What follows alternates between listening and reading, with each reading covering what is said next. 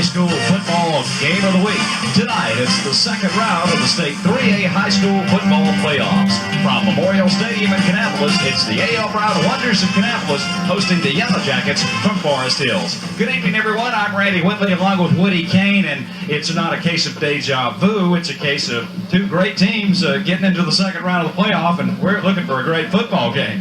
15-13 the first time these two teams met. The rematch has got to be even better. They're both very different teams now from when we saw them back in September. Kannapolis has a new sophomore quarterback at the helm. The Forest Hills team has stopped pitching the ball around so much in the backfield, and they've really done the job to get to where they are now. Well, there's a lot of excitement tonight, as you can see by the spectators who are gathered around us here, Woody. But two evenly balanced teams. Kannapolis, not the team they were in September, and neither is Forest Hills.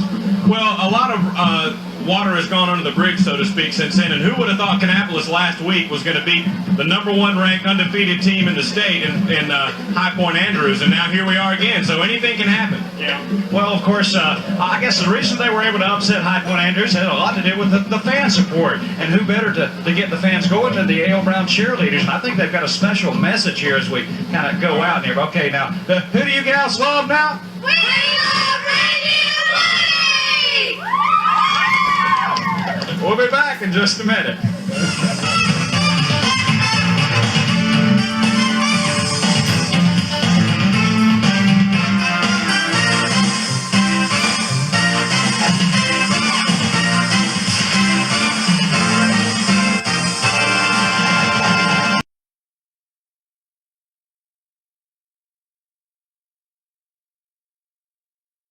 We return to Memorial Stadium. A.L. Brown and Forest Hills about set to do battle, and earlier Steve Gant had a chance to catch up with head coach Bruce Harden. Thanks, Randy. We're with Bruce Harden, head coach of the A.L. Brown Wonders. Bruce, I don't have to tell you, you got a tough road ahead of you. Sure do. I think anytime you play a team for the second time and stuff, Forest Hills is a much better ball club. I have a lot of respect for them, and they're playing about as good as anybody right now. And they're a much better ball club. How about your club? Are you more improved than you were a couple, 4 or 5 weeks ago when you played these guys? Yes, I think right now we've established a running game. You know, we don't have to go to the no huddle or the hurry up offense, and we've had a good running game the past few weeks. Plus, I think with Sean at quarterback, we've got a good mixture of pass and run, and hopefully we can do things to keep them off balance. Bruce, let's talk about your team. Can you go back in the recent years and call a year when you had as much heart and determination as this what your boys have? No, I think it's hard to go back and compare teams, you know, because all of them have a uniqueness, characteristic. But this group right here, they, like I said in the newspaper, it's hard to measure it, and they all are heart. And they practice that way and play together. And if that effort's there tonight, I think we'll do a good job. A couple 6 or 8 weeks ago, a lot of people give up on you, said you'd never be here this late in the season. Here you are, doing a good job. What does it take to keep these guys focused and to make them believers that they will be here this late in the season? Well, I think just week preparation. Our coaches do a good job on Sunday afternoons, working together and preparing and trying to keep things organized. And they sell it to our kids on Monday, and they come out and practice hard. And I think preparation is the key to anything. Okay, well, thank you for talking to us. We know you got to get to your team, and good luck. Thanks, Steve. Okay, Bruce. Back to you guys. Officials and ask them. We'll try and give you an explanation as best we can.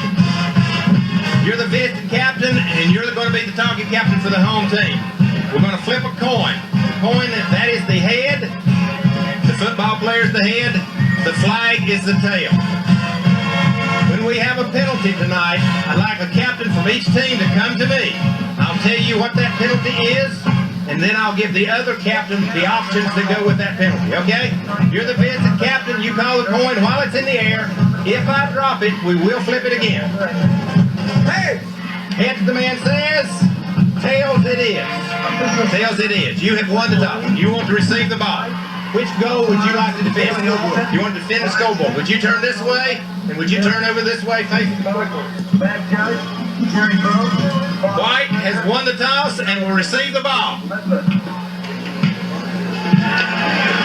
Kannapolis Canapolis on offense to start the game. And let's take a look at those offensive and defensive starting lineups. First for the Yellow Jackets.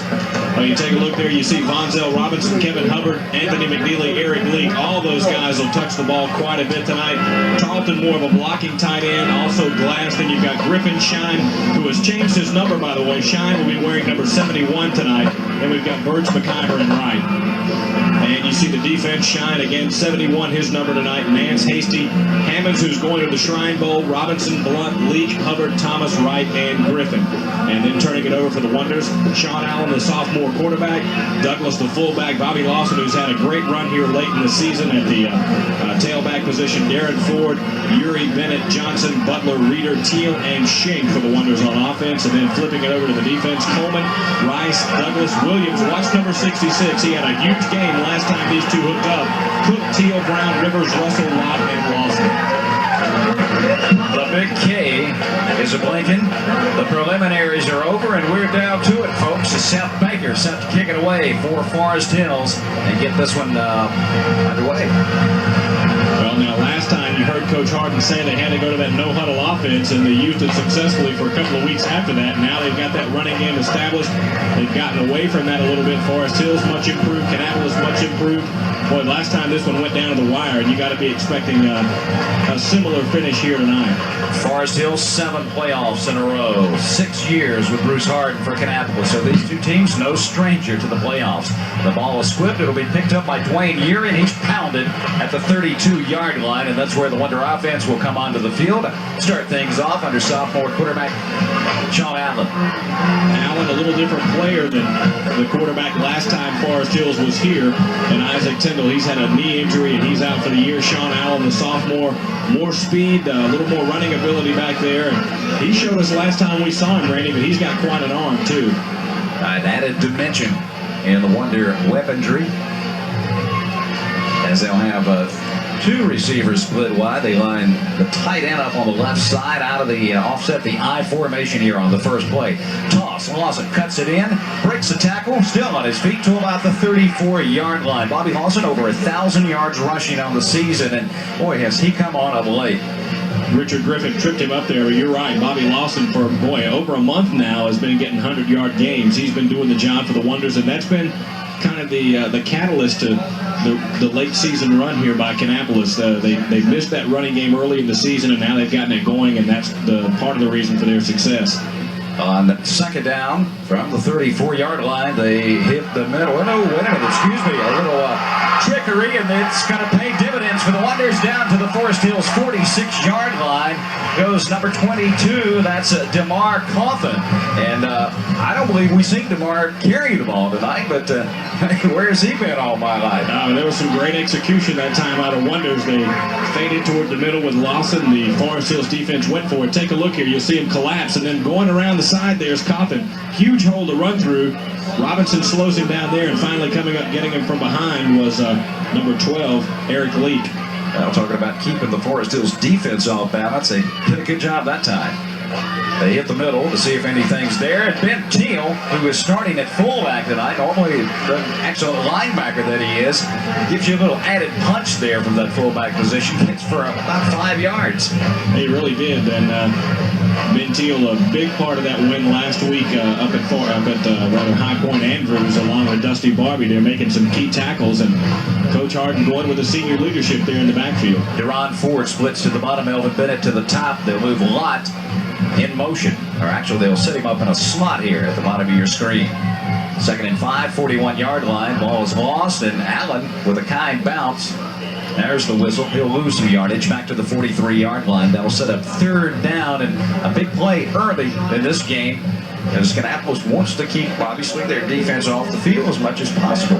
Well, that's what they were able to do last week against Andrews. They kept the ball the first possession, I understand, and ran off about 7 minutes on the clock. So if they can have that kind of production all night, they'll be in good shape here. Well, let's see what they do this time, as they'll split the backs this time. Slot on the left and 2 wide on 3rd and 8. Allen, play fake, rolls, backside pressure, throws across his body, upfield, complete, out of bounds. No, they say out of bounds. He did not have complete control of it. A.J. Lott, the receiver. He's over there telling the official, look, I was right here. Here's the line. Do you see it? Well, we'll get a chance to see it again. All right, take a look. Nice run here by Sean Allen. He gets away from the pursuit, and watch him throw across his body. That's a tough play for anybody. Boy, I don't know, Randy. What was wrong with that? I don't know. It looked like he was in bounds to me, but the official was right there, and he says no.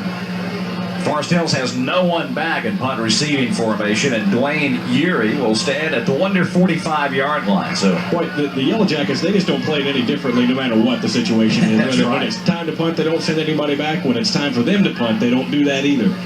punting is just eliminate that word from the language for Forest Hills. Urey off the side of his foot, trying to angle it to the sidelines. We'll see where they will come up and spot it going out of bounds. About the same as a touchback. I believe it's going to be around the 22, 27 yard line. Oh, you're right, 27, you're right. So the Jackets on the field on offense for the first time tonight with decent field position to start the drive. 9:20 left, opening period. And we'll see if the Wonders are able to do the same job on Anthony McNeely that they did last time we saw him. That was a big key, plus the fact that Forest Hills put it on the ground a couple of times and Kannapolis was able to get it back. Well, let's see. They'll line it up out of that wishbone as Monzel Robinson, number 11, starts again at quarterback, and this will be McNeely just trying to push his lineman. And it was really his offensive line that made the tackle. Yeah. Kannapolis did come up and get him, but well, the initial surge there got him a couple of yards. There you see Coach John Lowry with the headset on and the white shirt there. But the Kannapolis players have been pursuing well all year long on the run. They've really been a strong defensive team against the run. The only time we really saw them have a problem was with Concord a couple weeks ago. look at Hubbard, number 6. Boy, what a huge fullback in that backfield. The up backing out of the bone. They'll toss it, quick toss, left side. McNeely pounds some folks, gets out across the 35, 36-yard line. He'll be short of the first down. And let's see, it looked like number 12, we know Benny Russell was over there on the tackle. Ben too, was around the football. And I think James Williams was there. Well, he'll be there all night. We'll be saying Williams in our sleep after this game, I bet. Now we've got 3rd and short here as you see the crowd. Not a seat to be seen there in that particular shot. 3rd and a long 1. They need just over the 47-yard line. Robinson gives it to Hubbard. Williams hits him in the line of scrimmage and just don't know, depending on the forward progress. No, he didn't get that. No siree. But, boy, the Kannapolis players right there to stack it up. And not only that, Randy, they weren't satisfied. They wanted to yank the ball out of there. I like that added technique. Let's strip the ball Yeah. just for added measure now. Now obviously, let's take it away. Forest Hills doesn't like to punt, and obviously the way they churned it up on the ground, they got to believe they can get this half a yard or maybe a 2 foot, or do they? Well, There's a little indecision on the Forest Hills sideline. And now the clock's starting to run out. Are they going to have to use the timeout? I believe Somebody's called one. the officials, okay, they're going to measure it. Okay. Maybe that's what John O'Meara was saying. Hey, we want a measurement. Yeah, the offense has the right to ask for that. 11 years or 11 playoff and 12 years for the Yellow Boy. Jackets. That close. Kannapolis has made the playoffs 10 of the last 11. Kannapolis has made the playoffs 10 of the last 11. You look at state championships, Forest Hills was a 2A champ back in '84. Kannapolis was the runner-up in the 3A in '84. They've also finished second.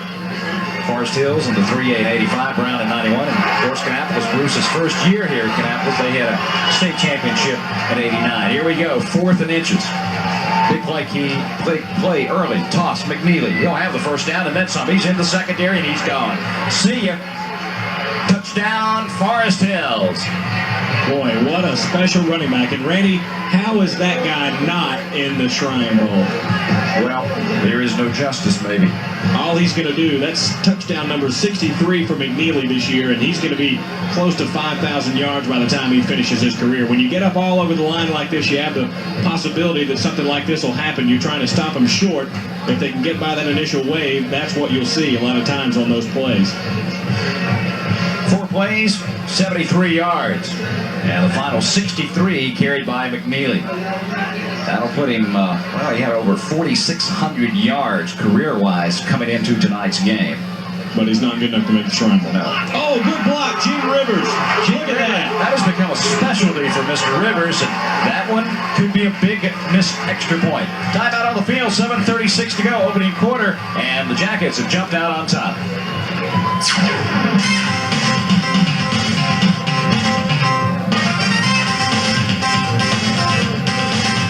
On with Woody Kane back at Memorial Stadium. Second round playoff action here at Kannapolis, and this game started out like it did last time. Well, you said in the open it wasn't deja vu, but it looks like it, doesn't it?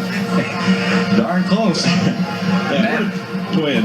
Matt Bradshaw is going to kick it away here for the Jackets. There you see Bennett and Lawson are the deep backs. An interesting note, Randy.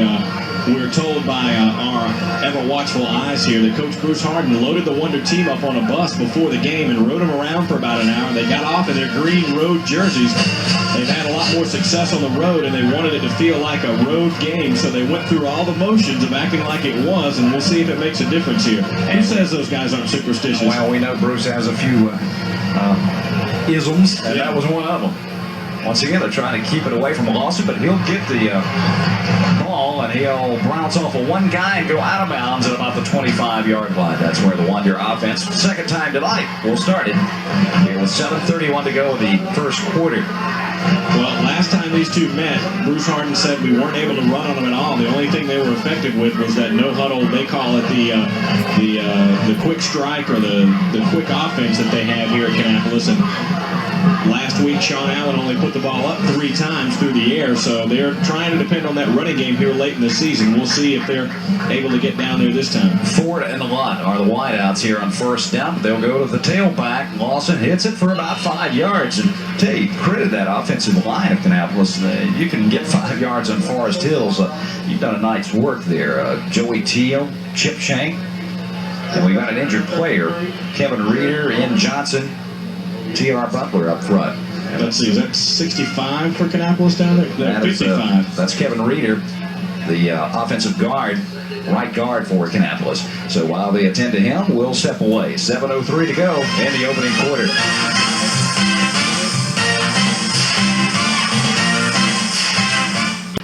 There you see, not too good a look right now for the offensive guard, Kevin Reeder, who is being helped off, and he is a load. He's 216 pounds, and looks like the right ankle, knee area. We won't speculate any further on that, Woody, but...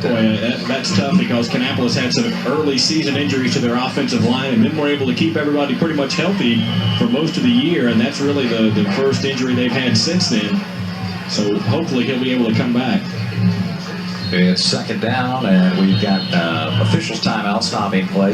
That'll give us a chance to see who replaced him. They're on that's the right guard. I believe that is 68. No, Chip Shank's the center. Okay, who's over there beside him? And now we've got a penalty, looks like, against Forest Hills. Good lined up in the neutral zone. Yeah, okay.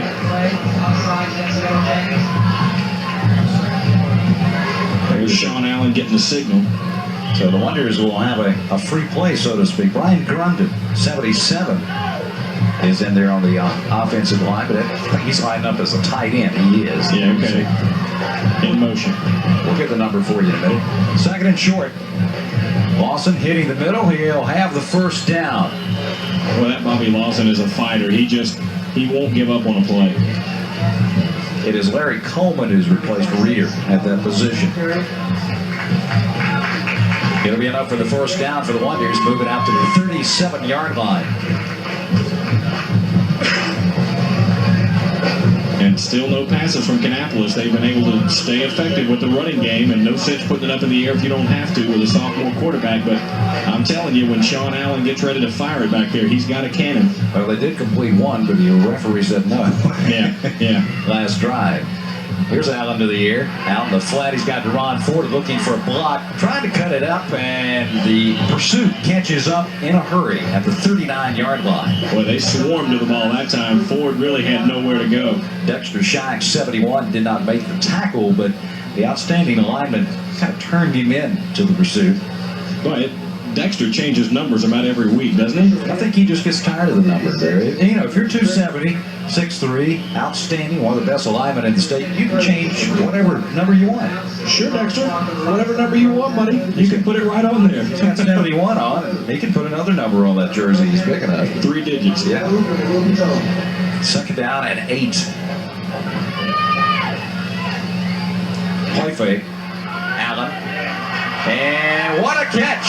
He held on, I believe. Yes. Yes, he did, and he really took a shot that time, Randy. Number 55 came through the middle from Forest Hills and really laid a pop on him. A.J. Lott with an outstanding snag on the far sidelines. That'll give the Wonders a 1st down at their own 48-yard line. Now watch Sean Allen stand in here. He's going to get some serious heat right as he throws the ball, and he took a pop. Nice catch there because Lott didn't get it on the initial touch. He had to bounce it off his hands for once and then catch it, but fine play out there. I think he gets extra bonus points for that when it comes time to play Nintendo.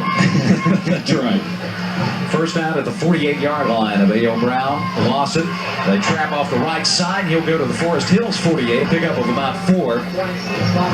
Lawson, the senior, kind of waiting for the blocking to move, and well, some backs are good at just being patient. That may have been the benefit of a little bit of a mistake there. Sean Allen kind of got in the hole where Lawson wanted to run and had to jump out of the way so Bobby could get through, and that may have caused a little bit of confusion among the defense. They might not have been able to see Bobby right away. Well, Woody Brown able to move the football here with a good blend of play calling. Last game, it was played almost entirely between the 20s. 2nd down and 6 at the 48 of the Yellow Jackets. They hit the right side, and they fake the old play that got them about 25 in the first series, but this one will get them about 1. Lawson is going up against some huge dudes there. You see him getting up. Number 45. Let's give you his weight. Just pick out one guy. Jake Thomas. He's the little guy. 160. There you see the injured Kannapolis lineman over there, Chris Reeder, and they're attending to him right now. But doesn't look like he's going to be back, at least not right now. Get some ice on it. Maybe things will get better. Kevin hopes so. Of course, he's only a junior.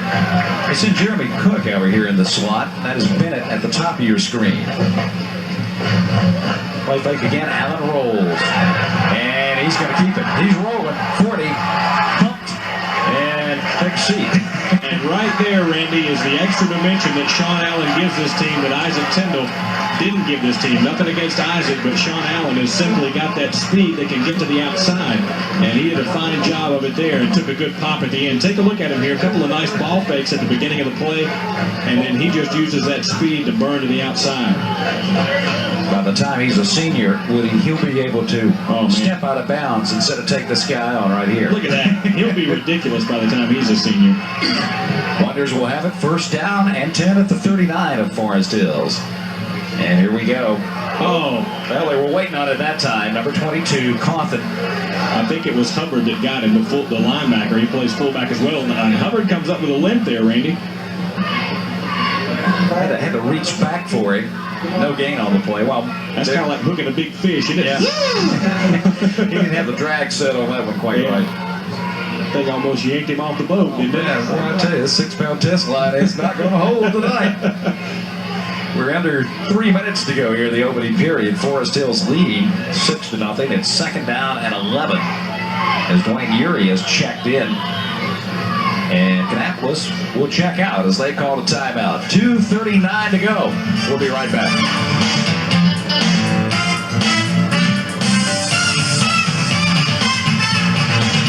We return to Memorial Stadium. Kannapolis will have the 1 setback offense here. You've got 2 to the top, 1 to the bottom. That's Ford.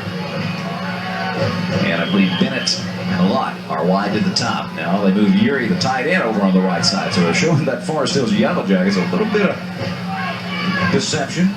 And Allen will have plenty of time. Unloads, going deep, and I don't know if Deron Ford was the intended receiver because he was way on the other side of the field. He stood right in there again, though. He missed his man, but boy, Sean Allen had somebody breathing right down his face mask and stood right in there again. He's got a lot of poise for a young player. The Jackets were only rushing 3 guys that time. Yeah, they went with a 3 down lineman that time, and something we don't often see. But talking about their lines, Randy, they've moved Hammond and Shine to the outsides now. Last time Kannapolis saw them, they were in the middle of that defensive line, and they've gone with some smaller guys in the middle. They're still going with a 3-man line right here. Give you a little bit of different look there. Fake to Lawson. Allen unloads upfield, and it will be complete. Boy, he's got the stick 'em on the hands tonight. Melvin Bennett, and it's going to be near the first down marker, depending on the forward progress. I think he got it. I think he did. Nice play again. Sean Allen, he is firing the ball in there, and his receivers. Coach Harden told us, Randy, on Wednesday night that he believes they've got some fine receivers and they can make some big plays. And there you see an example of it. That had blue smoke tailing it, didn't it? That was a blur. No wounded duck that time, folks. They're going to bring the machines on you. Yeah. Obviously, Kannapolis will go for it. Yeah. As you're in 4-down territory. And they won't have to. They'll go for it on first down the next time out of the huddle. There's Gene Rivers, who Let's call him a extra point blocking specialist. Yeah, well, Gene had a huge play last week too, Randy. He intercepted a pass against Andrews and ran that thing, about 30 yards back and set up a score. Really gave the Wonders some momentum. They've got a little momentum right now. First down at the Jacket 28-yard line. Deepest penetration of the game for the Kannapolis offense as Coffin lines up in a slot on the left, number 22. Out of the eye. Tailback Lawson with a hole. And then they catch him, but he got about 5 that time. He was 56 over there on the tackle. Richard Griffin. And now, Randy, you saw right there the effect of the passing by Sean Allen and his running ability lately. They're not able to key on Lawson entirely, so that'll open things up for him. Anytime you get 4 or 5 yards, there's Duplessis. Chris warming up. Obviously, they are in field goal range right now. They move Grundon to the left side on 2nd and 5. Lawson again hitting the hole. He may have got 2. Look at that big dude on behind him. He was holding on with one arm. Man, those strong young guys down there. That was Ben Wright, another linebacker, 6'1", 220 from Forest Hills, and there's Lawson. That's Ben Wright, the football player, not the golf announcer. Right. Ben would probably say, and as he was grabbing the ball carrier, and was trying to go for paw. Yeah, but you have to be quiet in golf. That's here, right. It's no holds barred. A lot in motion on 3rd and a long 3. Let's call it 4. Sneak. Allen. He's got some room. First down inside the 10. It'll be 1st and goal, Kannapolis. What a start that kid is for the team, Randy. He continually comes up with big plays when he has to have them. Sean, you're my man. I like that call. Yeah, that was a nice play. And once he was able to get by, turned his body sideways to get through the line, he was able to use his speed to pick up several more yards with it. Now Kannapolis is, as they say, right in business. They are, what's the, we haven't used this for shit. Knocking on the door. Yeah, that's right. Okay, scratch that one off the list. Okay, goal to go at the 8-yard line.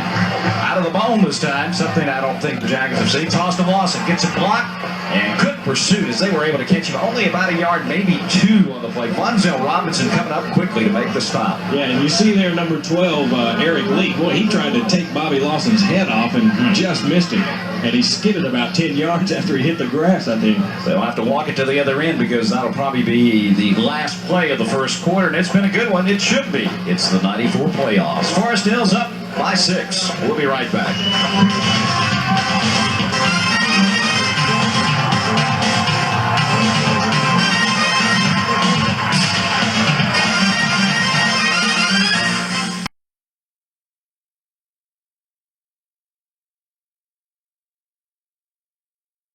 Return to Memorial Stadium. Randy Woodley along with Woody Kennedy. It looks like Kevin Reeder's night may be over as they are bringing the Harris County Rescue Squad on. That's a shame. And you hate to see that happen for Kevin. Let's hope he's not too seriously injured. It's not a career-ending type injury there, but they're going to take him out, check him out. They're going to do some x-rays probably.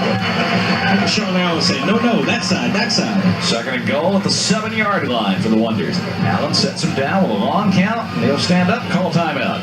Maybe they were trying to, maybe he saw something. I don't know. But anyway, he saw something they didn't like. Exactly. Well, exactly 12 minutes to go in the first half, and we'll return after this message.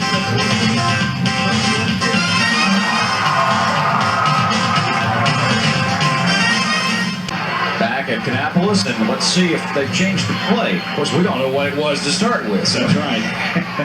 Out of the wishbone. They hit it. Dusty Barbie bangs. fumbled, The ball he is fumbled. loose, and the Jackets may have recovered. They do. They have it. Huge turnover inside. Well, it's in the scoring zone, and Forest Hills turns away. I believe Dexter Shine was the guy who came up with the football. Well, he is huge, isn't he?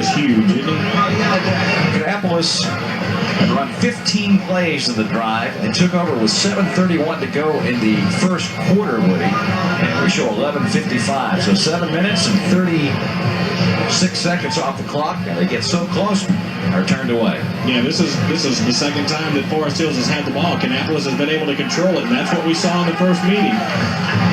They're backed up deep at their own 9-yard line. Robinson out of the bone, nothing fancy. McNeely trying the right side, and he'll get maybe a yard. We'll give him that yard. It looked like Williams was over there on top. Let's see who's getting up off the bottom. Looks like there's one of the Kannapolis players limping around down there, but I don't think he's going to come out. Good pursuit to the ball that time, though, by the Wonders. I understand Kevin Reeder's injury, what is a foot injury, not an ankle or a knee. So I think on that tackle it might have been number 5, A.J. Lott. I believe you're right. At the 10-yard line, second down and 9 for the Jackets. And this is the McNeely once again. Boy, he's tough to bring down. He'll be near, I think, a little short of the first down, but he did get him some room out to the 17-yard line. And Jeremy Cook came up there and put a nice pop on him at the end of that play. Man has got, what, 62 rushing touchdowns in his year? 63 now. 63, excuse me. We'll have to update that here. 63, 4,646 career yards. But he's not good enough to go to the Shrine Bowl now. Keep that in mind. I think we established that, I think. It is third down and 2. It's called a long 2. Robinson gives it to the big fullback, and he'll lumber out across the 20 and more. It'll be a first down. Well, that's what they do with Forest Hills. It's you think McNeely. Leak hasn't touched the ball yet, has he? No. But we'll see that. We haven't seen any quarterback in motion kind of plays yet, though. He was the guy that kind of burned Brown last time they played. Yeah, he's a key player, and if you get lulled to sleep looking at only McNeely, Leak will hurt you. 6-0 is our score with 10 minutes to go in the first half. Forest Hills on top by virtue of a 63-yard run. Here's the lead. Juking and jiving, and the Brown defenders would have none of that. Yeah, they were ready for him that time. They weren't keeping their eyes only on McNeely. Nice pursuit to the ball again by the Wonders, and they're not just getting one guy there, Randy. They're getting 3, 4, 5, 6 guys around the ball every time. Corey Douglas, one of the first white shirts there at the 24-yard line. So you hold them first down, such a key with a rushing offense like Forest Hills. 3, 4 yards. Well, now keep in mind, last time we saw Forest Hills lull them to sleep with a passing attack and try to throw it over their heads and just missed on a couple of passes that would have been touchdowns. Here's Robinson, the old belly play. Hubbard's got it. Hubbard, finally, Ben Teal comes up and jumps on top of the stack. Corey Douglas had a hole waiting on some help. Boy, John Hammond fell down out there, and I think there's a crater. To measure that one. Again, Kannapolis swarms to the ball and keeps them from picking up the first down. Just shy of the 30-yard line. So to bring up third down, they need the Forest Hills 33 to keep the possession. It's like 2 guys coming at you there. Robinson just hanging on, had the ball stuck in the gut of the Hubbard. Toss to the short side, Leak with a move, and that extra effort will get him the first down. Boy, a couple of Wonders had a shot at him back there. The first man there was number 44, Corey Douglas, but he couldn't bring him down. Ben Teal finally took a ride out of bounds with it at the 30. Well, look at it. They just barely got it right over the 33-yard line. But they're moving the ball now. Time ticking away here. This drive started at their own 9-yard line. So now they've got some good field position to maybe open things up, but that's maybe not too likely the way they're running it right now. Yeah, this is more than likely going to be a game of long drives. McNeely broke the one big one, but I think this is more like what you'll see for the whole game. Yeah, this time there's McNeely. A flag is down. McNeely, boy, he punished some folks that time. It was Ben Teal over there. along with Jeremy Cook, Wayne Urich. And the Kannapolis players starting to signal that the penalty rather is going to be against Forest Hills than it is. Will that be our first penalty against the Yellow Jackets tonight? I think so. Yep, you're right. That'll cost him at least 5. You see Vonzell Robinson, outstanding quarterback. He's a senior. Eric Leak, only a junior. Hubbard, McNeely, your senior. So the last go around for a lot of kids on both these sides tonight. And from the rumor mill, Randy, I hear that Georgia Tech is somewhat interested in Mr. McNeely. If I were Stanford, Notre Dame, Alabama, I think they all should be interested in that young man. 1st and 15. Robinson will keep it. Down the sidelines, bumped, and he stayed in bounds out about the 41-yard line. Now they're starting to mix it up a little bit more, Randy, and being more effective. Well, I don't know if he can be more effective than what McNeely was first time they had the ball, but at least in terms of keeping the Kannapolis defense off balance, that's what you want to do. He got about 11 yards on that carry. Matched his number. So Robinson looking at the clock, showing 7:45 to go in the first half. His team up 6-0, and they got it 2nd and 3, and things pretty much in hand right now. This is kind of the stage game where you kind of get lazy here. Hubbard. Oh, what a shot! He leaped over the plow, and it was Dusty Barbie with open arms. And he kept him from getting the first down. Great open field tackle by Dusty Barbie that time. Hubbard tried to hop in the air, and you know, when you get a guy like that in the air, he loses his weight advantage he has when he's pushing with those legs, and Dusty was able to take him down. Like an anaconda in water. Yeah. Just ask Marlon Perkins. I'll move on downstream while Jim wrestles the anaconda. Marvin, he was always moving downstream, wasn't he?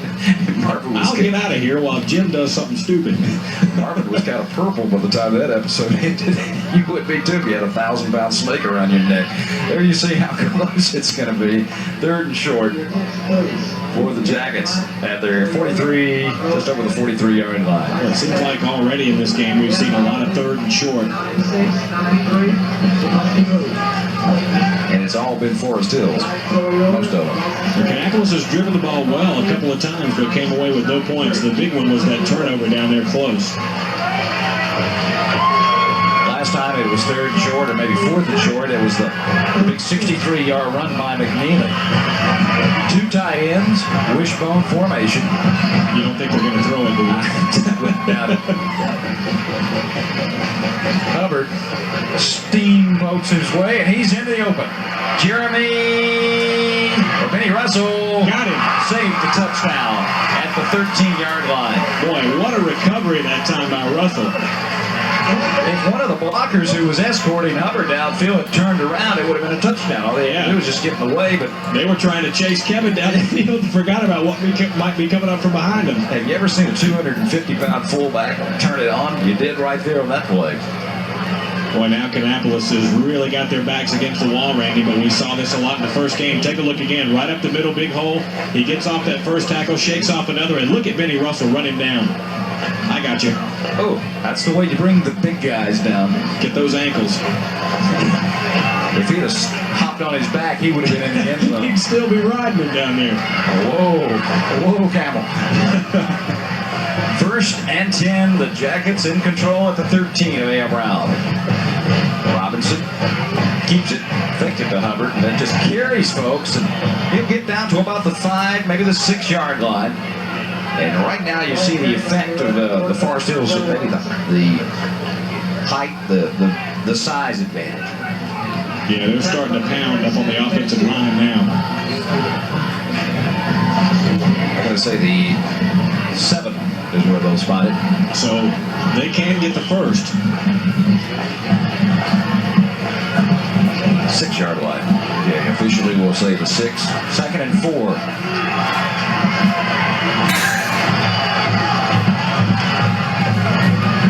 Robinson, tall, short side. Here's Leak.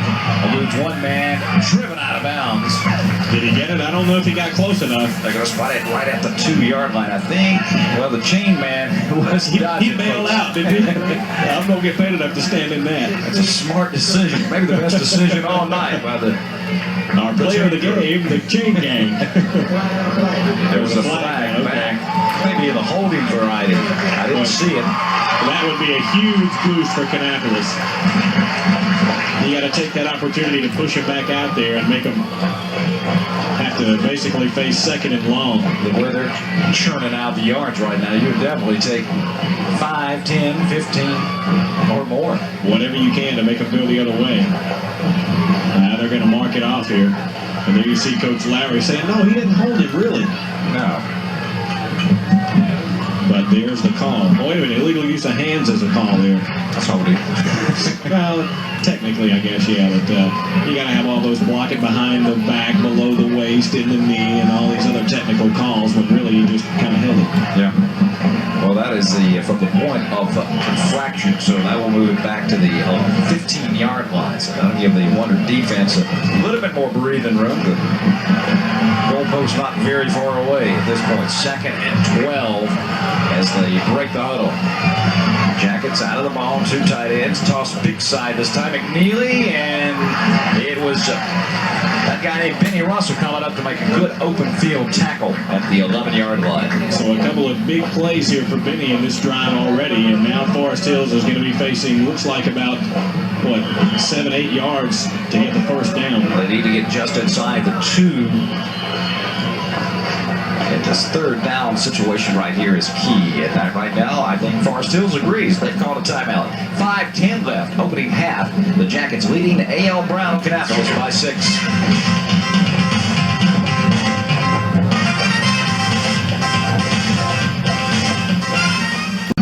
Well, that's how if you were a player, that's how you view things at ground level. That's the helmet cam there. What league was it? Arena League that had that? I'm waiting on them to come out with a turf cam. Yeah, where they run over it. When you have 12,000 pounds descending upon a certain part of the field. It's like a stampede, isn't it? Man. At the 11-yard line, 3rd and 9. Now, wait a minute. The officials are stopping things again here. 11 plays have been run in this drive by Forest Hills, so they started with 11:55 to go. So they've got about a 7-minute drive cooking here. Just whoever can execute. Wait a minute now. Something looked funny on that. Well, it looks pretty good right now as Jeremy Cook came up and stuffed Anthony McNeely. Well, I'll tell you what happened. I wouldn't take a look at that again, Randy. The center snapped the ball. Evidently, he knew what the count was, and nobody else did. He was the only one that moved along the line. Everybody else stood still. That is like, it's not a bad play, though. Watch this. Now, look, everybody, 2 or 3 of them were still in their 4-point stance there. Look at that. Boy, they slammed it, didn't they? It takes a lot of practice to come up with something like that. Boy, you got to remember your roles. Ouch. And now Forest Hills looks like they're going to call another timeout. Cue snappy music. Exactly. 4:10 to go in the first half. And that is their 2nd timeout. 4th and 11 facing Forest Hills.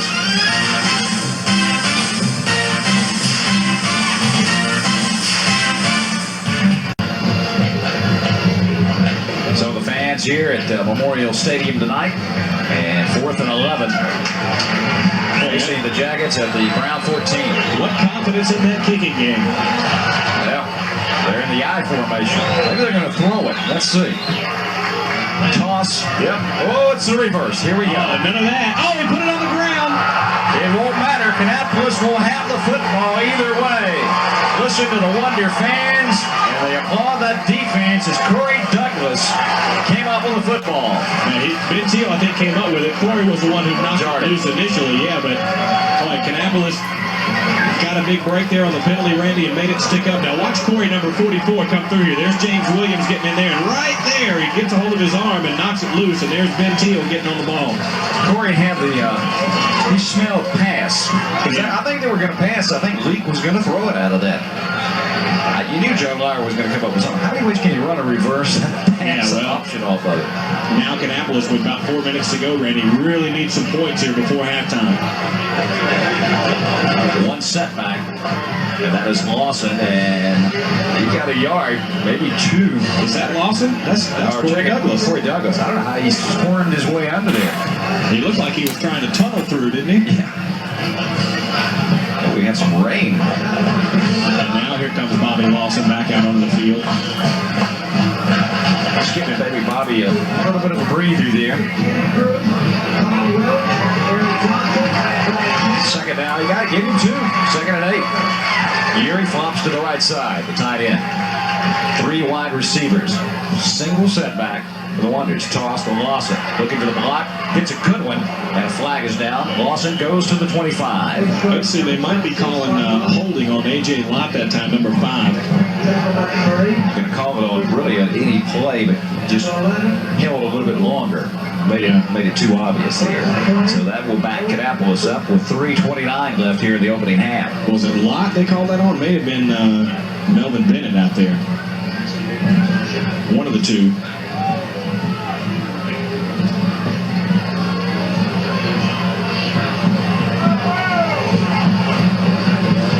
Back to the Wonder 12-yard line with the penalty.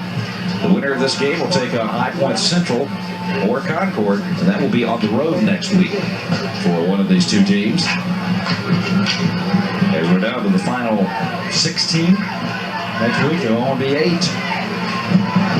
The teams dwindle, but they get better each round. 2nd and 16, and Allen under heavy pressure goes deep. He's got a man behind the coverage and overthrew him. He had to run forward with about 3 steps on the corner. Boy, Sean was under some pressure again, and he went down after he threw that ball. But boy, he doesn't mind standing in there and taking the shot for his team, does he? He's a gamer. He is a gamer.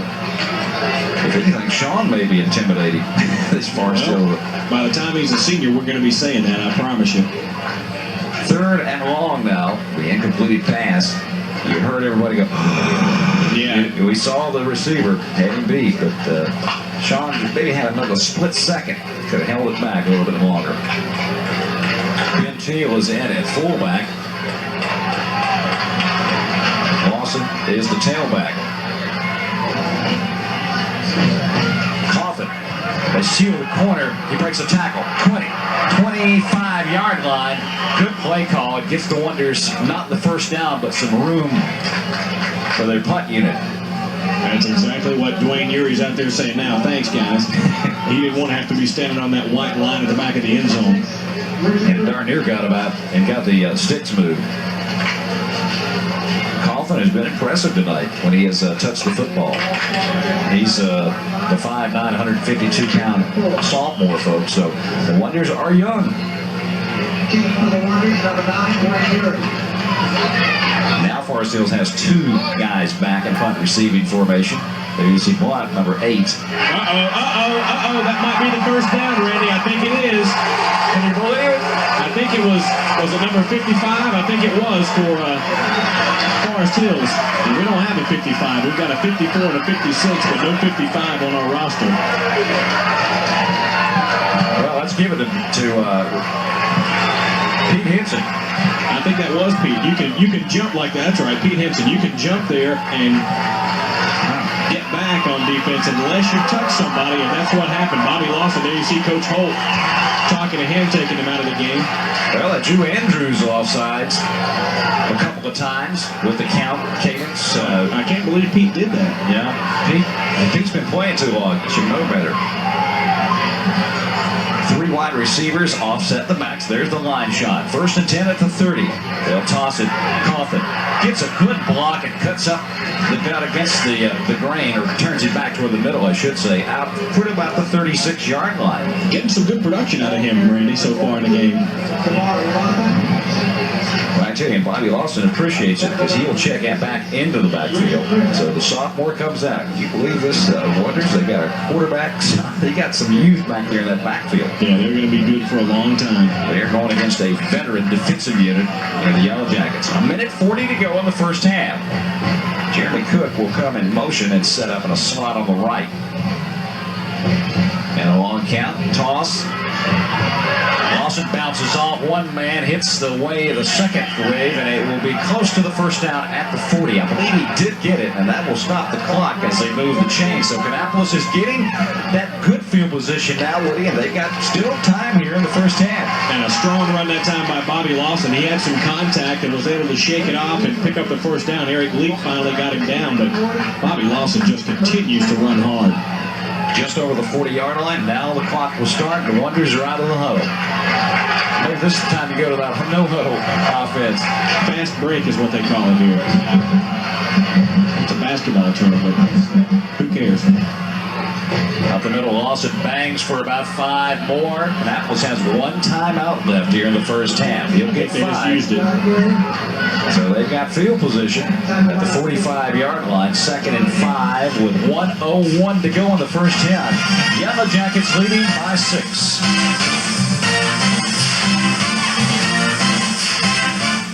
Great ball game tonight, guy. Sure is. A minute to go here in the first half. Minute 1 to be precise.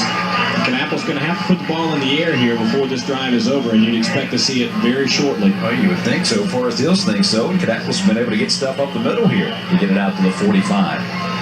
They sent a lot in motion. And now he'll set up. Long count. Allen looking.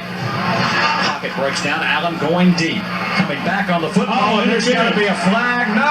Throw the flag on that now. Come on, he grabbed him before the ball ever got there. And Coach Harden came out of his hat and his jacket and everything else over there. He's really upset. Let's take a look at that again if we can. You'll see him. The thing you got to look at, is it a catchable pass? Well, he had a chance to come back to this one, no doubt. There's the fire. And right there, look at that. He grabbed him. He could have come back and got that one. No question about that. That should have been a flag. Well, that's and the officials can find me if they want to. one for the refs tonight. Yeah. Boy, Coach Harden really, he jumped about 10 feet on that one, I think. Well, that was down to the 20-yard line. They were in business. It's 3rd down. Allen to the air again. Out of the flat. He's got a lot. He didn't catch it. And they'll bring it back. 4th down coming up. Uri will be on the punt with 50 seconds to go. Or is he? We saw Dwayne run the old Fakeruski at Central Cabarrus earlier this season. But if they stop him, Forest Hills is going to be in position to put more points on the board before halftime. So now they peel back a couple of guys in punt receiving formation. Uri will get it off at about the 35, 36-yard line. No pressure. Blaine with a beautiful punt. Kicks it over everybody. It's touched. I believe it was touched. ball on it. I think he did touch it. Let's see. Let's see what the officials say. No, they're going to say Forest Hills. That was close as you could get. That one came within an eyelash. They're asking He's him. running. Yeah, go ahead and stand in there. They're asking him now. Coach Harden and the staff are really hot over there. They're wanting him to make the call. Bruce is saying touchdown. Look at Coach Hart now. Bruce doesn't really get that way unless he's got a legitimate beef, and that's 2 blown calls, maybe, if we get to see it. We know there's 1 blown call on this. Well, we don't know for sure if he touched it or not, but maybe That was close. It really was. Came within an eyelash. If he didn't, he did everything but touch it. Take a look at it again, and we'll see. Uri with a great kick. He's just kicked the coverage, kicked the daylights out of it. Things happen on a full moon, Woody. You know. Yeah, strange night. We're going to keep it here. So with 37 seconds to go, the Jackets are backed up at their own 7-yard line. And out to about the 10, and that will be it. Kannapolis, I think, out of timeouts. Forest Hills has no timeouts, so they'll just run the half out here. Yeah, they don't even have to snap the ball again, I don't think.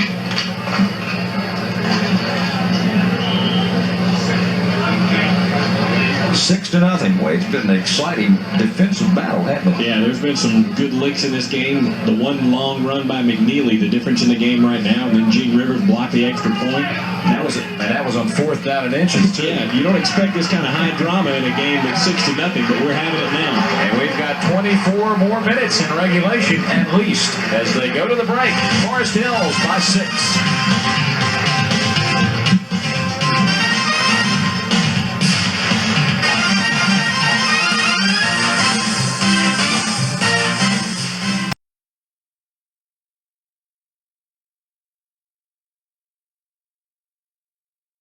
Delighted you joined us this week for our Metro 12 game of the week. Randy Whitley along with Woody King. 6-0 at halftime. Forest Hills leads. And let's take a look at those Jacket stats from the first half. Well, no yards passing. There's a shocker. 156 on the ground. A lot of that was in one play with McNeely. 3 first downs.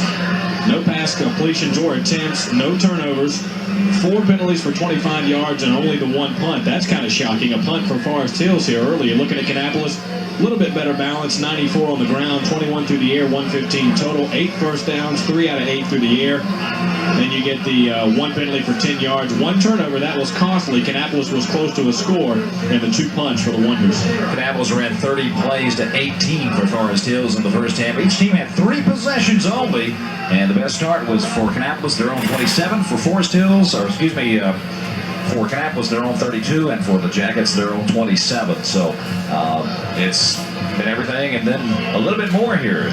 Probably going to get a little taste of the same medicine here in the second half. And Kannapolis will be kicking first to the Jackets. Check out the Richter scale on that one. Here's Eric Leap. Leaps over one man and then is lassoed at about the 29-yard line. Dusty Barbie around the football. Well, let's see what they change. There's Coach Lowry. He probably won't change much.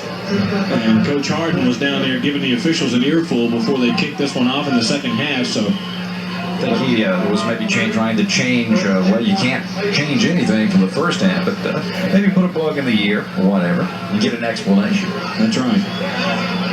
But those are the plays that 1 or 2 plays may not decide this game. The one play that's got him on top is Eric Leak with a big, or McNeely with a big 63-yard run. They got the big guy Hubbard in motion, going to the short side.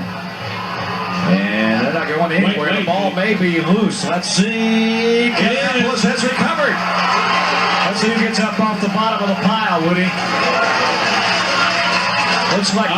Was it Douglas? Yeah, Corey it was. Douglas. Boy, he's starting to have a huge game all of a sudden, isn't he, Randy? He has played his ears off tonight. There's the turnover department. Now that will even things up here if Kannapolis can punch it in. They've got it at the Jacket 32-yard line, just underway. So one thing about it is you don't have to sustain a drive now. Well, this is what we saw in the first game. That those turnovers have been paid back now. They get with Coffin on the end around. And what a great defensive play. That guy right there. Dexter Shine, one hand. And he didn't make the strike ball. No. Of course not. He's too good to be in the strike ball. If you're one of the best players around, at least in this area, they don't want to hear from you. At the 35-yard line, big defensive play and a huge loss for Kannapolis. About 4. What kind of range does Duplessis have? Well, he's probably got 35, 40-yard kick potential. Of course, it's the playoffs and strange things happen. It's a full moon, Woody. They got the wind to their backs. Yeah. Allen with a play fake. Good protection. He'll go, and there is an incomplete pass. No flag at the 20-yard line. Melvin Bennett, the intended receiver. And he was looking for a flag, too. Sean Allen out there going to get his instructions from Coach Harden. Kannapolis needs some yardage here. They're in 4-down territory, obviously. They got time. They'll go for it to make 13, 14 yards. The line to make will be the 21 of Forest Hills. At the 35, Sean Allen, the sophomore, will switch a lot over on the left side of the slot with 3 wide receivers. Allen straight drop. Now forced out of the pocket. Under heavy pressure will go down. Good secondary coverage downfield, and the rush was on.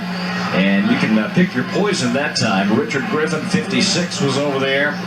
Well, Sean wanted to take a quick drop and throw it, but somebody was right in his way, so he had to take a few steps to try to buy himself some time, and by that time it had broken down. Not only does it take him out of field goal range, it takes him out of a realistic shot. It may be going for it on 4th down. So Dwayne Urey called on to kick it away. Nobody back deep for the Jackets. And a flag in the line of scrimmage. Somebody may have lined up wrong. Of course, Kannapolis may want an extra 5 yards to give Urey a little bit more angle toward the... Yeah, it's going to be against the Wonders, looks like here. Somebody, you're right, didn't line up in the wrong spot. Very illegal procedure. 5 yards, that won't make that much difference as Dwayne's going for what they call the proverbial coffin corner. And he's got a good, strong leg, and he will be able to put it down there. The question will be, can he make it stop where he wants to? Exactly. The senior, 6'1", 193 pounds. Jackets will peel for the return. Uri kind of line drives it. It hits. Can they get it? Well, they'll be down surrounding it and knock it down at the... Look at this, Woody. Let's see. Oh, they're going to say touchback. He was in the end zone. The ball player, or I think that was Brown, or Terrace Brown, body had broken the plane, so you can't have any of your body in the end zone.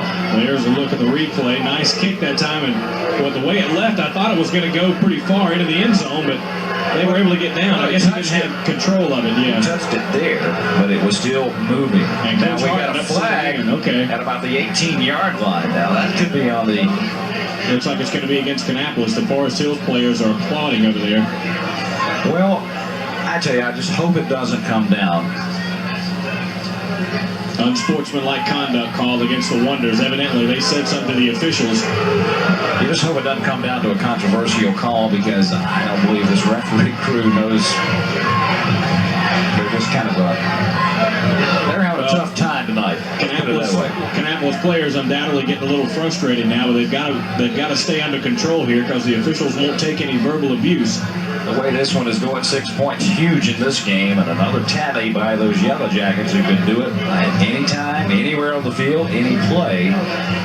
So what a big difference, Randy. Instead of having it down at about the 2, now they're out to almost the 35. Field position, folks. The Jackets line it up out of the I formation this time, and we've got a wide receiver, folks. He's out of your picture at the bottom of your screen. It's Leak. There he is. Leak has rushed for over 900 yards this time, or is it Hubbard? Hubbard has 900 yards. So you got about, for the year, 2,400 yards in the backfield, folks. And here's the pass. Robinson cranks it up, going deep, overthrown. Double coverage that time. A.J. Lott and Uri had him well covered down to about the 25-yard line. Well, you got to know something's up anytime they split somebody wide. You better double cover, because you may not see anybody come out that far again. They said, let's throw it at least once. You know, the old days of the Bob Boswell coaching area here at Kannapolis, you know, they were just power football, and Bob, they always kind of kid him and get onto him before every week. Says, you're going to throw the ball a little bit this week? He says, yeah, come about 6:30. We'll be practicing. Okay, here we go. 2nd down and 10 at the 35-yard line. Back to the bone. Misdirection. Well, he's hemmed in, and take the pick among the defenders there. 71, Larry Rice, and James Williams. There. One of the Wonders got some good penetration and kind of got a hold of McNeely's ankle before he could really make that play start. You got to get him early. Yeah, they slowed him up just enough for the pursuit to get there. Got to bring up 3rd down and 9. They give him a 1-yard gain on the play, just over the 35-yard line. And a long 9, we might add. Leak is split to the bottom, or out of your picture now, is the wide out. Out of the I formation, Robinson will option out. Look out. Extra effort, but a good tackle that time over there across the far way. That was number 12, Benny Russell, who's just an outstanding cornerback. He's really stepped it up a grade here in the last half of the season. Yeah, Benny's had a great half so far, half of this game so far, and now I guess they're going to go for it, Randy. They don't like to kick it much, and after the defensive stand they had last time, you know Coach Lowry's got to have some confidence. 4th down at their own 43-yard line. The punter made his cameo appearance in the first half, we believe. They got a long 2. This could be interesting. This is what we saw in the first quarter. Toss to McNeely. Wonder football at the 41-yard line. And look who it is again, Randy. Corey Douglas. What a game. He's having a great game. And Corey is 6 foot, 210 pounds, and the senior says, I want to play next week, guys. He's playing like he wants to keep going. Well, now, if you're a Forest Hills supporter, you sit there and you kind of question that. But, you know, the way they run the football. Well, now you're starting to get into an opportunity, Randy, or a situation where Kannapolis is getting a lot of scoring opportunities. They've got to put something on the board here. Allen with a toss. They go back to the bread and butter. Here's Lawson. Keeps his feet and cuts it to the outside. 30, 25-yard line. Bobby Lawson. Green rising to the top just a little bit on that play. Great job of keeping his balance, Woody. If we can take a look at it again, you're right. He almost lost his footing. We got an injured Forest Hills player down there on the sidelines. I think it's number 33. Take a look at the play again. Jerry Bowman's the injured player. Right here, he almost gets tripped up over his own man, and that kind of... There's the injury. Oh, man, that looked like it got him right in the face mask area with the back of Bobby's foot as he was trying to bring him down. We were talking about Corey Douglas. Did you see who was about 5 yards ahead of him downfield? The fullback, Corey Douglas. Man, what a game he's having. A break with the injury. 7:35 remaining in the third quarter. It is still 6-0 Forest Hills.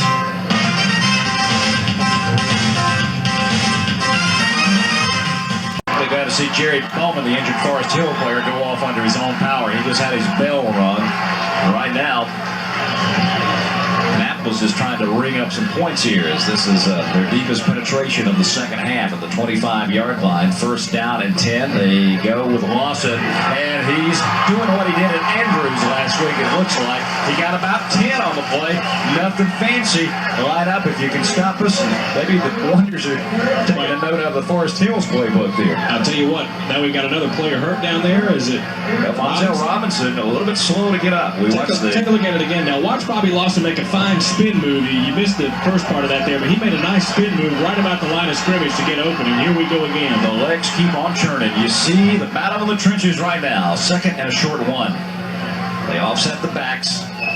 Pitch to Lawson. He'll have the first down, and then more. Down to about the 8. Bump down that time. It was, looked like 16. Check it. It was 18 coming up on the coverage. And that was James Grant for the Jackets. First and goal at the 8. And here's where the wheels came off in the first quarter, wasn't it? Yeah, they had a big turnover down here. They had another problem earlier with a snap that bounced right back to Sean Allen, so they've got to be careful with it. And the way to do that is give it to your senior running back and let him take care of the mail. Wonders on the move. First and goal at the 8 of Forest Hills. They're down there again, knocking on the door. 6.5 to go in the third quarter. Watch for Sean Allen to keep it. I believe 26 is going to get it. There he is, yep. Lawson. Inside, breaks a tackle, spinning to the 5. Oh, there's a late hit now. There it comes. There's the flag. And the Kannapolis fans go crazy. Maybe some evening up there. No, that was obvious. It wasn't. There wasn't anything that anybody may have said prematurely. And the difference was that happened like 2 inches away from the official. And you're down there with a cannon, so you got to call that. Why not get out of it? Yeah, they'll light that thing off on you. Personal foul, late hit. Take a look at the end of this play here. You see Bobby Lawson fighting for yardage, breaks one tackle, another tackle, and right there. Oh man, they knocked him into the official. That was a bad mistake. Well, yeah, you may get ejected, young man. You better watch it. Half the distance, so the ball is just inside the 3-yard line. We'll call it a 3, and that's an automatic first down, Woody, with a penalty. That's right. So Kannapolis holding some cards right now. First and goal with a 3. If you're a Kannapolis supporter, you say, we got to get something out of this. Sean Allen, the sophomore quarterback, who has come of age, playing like a senior out there tonight, calling the signals. Lawson hitting the right side for about a yard. 54, Ben Wright, the linebacker, came up with a big stick. Dexter Shine was in on that play as well. There's Duplessis, Chris Duplessis, and his foot may make the difference in this game. Well, he's hoping he'll be going for 1 instead of 3. Not quite as much pressure. Right now, the Wonders need 2 yards to the end zone. They've shown third down on the scoreboard and on the chains, Woody, so maybe it was not an automatic first down. They originally had first down. So my correction, if that is what we're seeing. And now Allen doesn't like what he sees defensively from the Jackets, and he will call a timeout. 5:32 remaining, third quarter.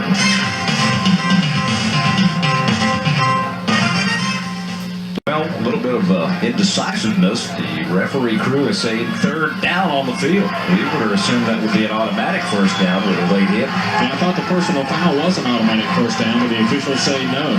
Well, it changes the whole complexion of the drive here. The Wonders now big play here. 3rd and goal at the 2.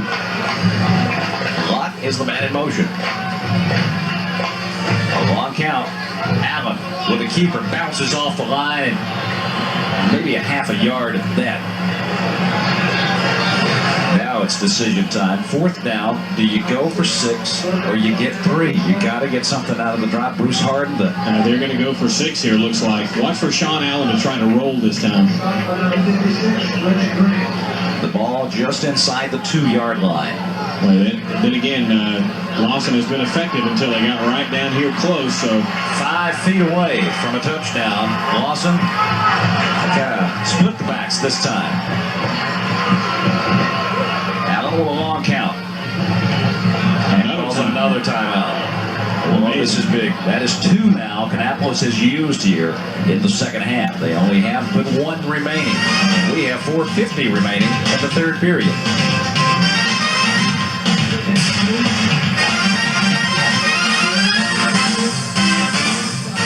Got a clarification on the rules on the dead ball personal foul. It is not an automatic first down. So our apologies on that for not knowing the rule book as good as we should here.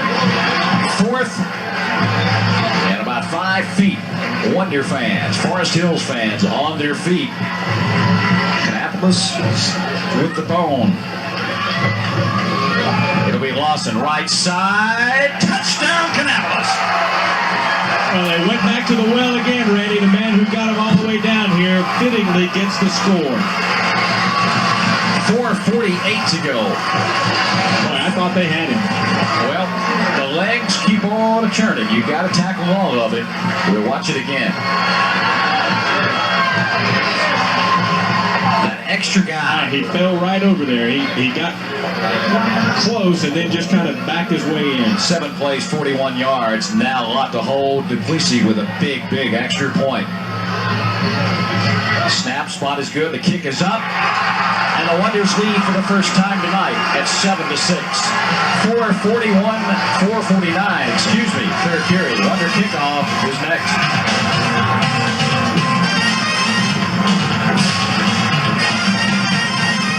Randy Whitley along with Woody King. Delighted you joined us this weekend here at Memorial Stadium. We've got a cooker going.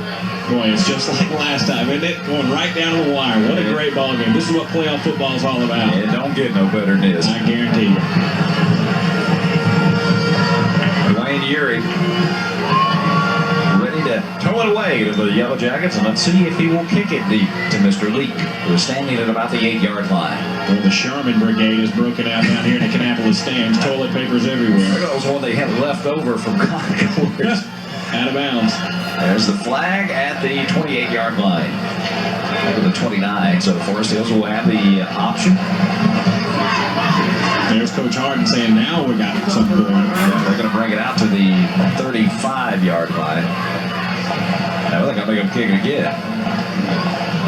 Now they want to see if McNeely or Leak or one of those quick guys back there can get their hands on the ball and try to make something really big happen.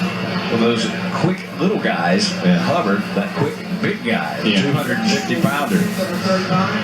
He's got Sprinter's legs and Yokozuna's body. Well, I guarantee you, I'd hate to have him kick somebody. Yeah, that's a pretty good tag teammate. There he is, number 6 across the far way.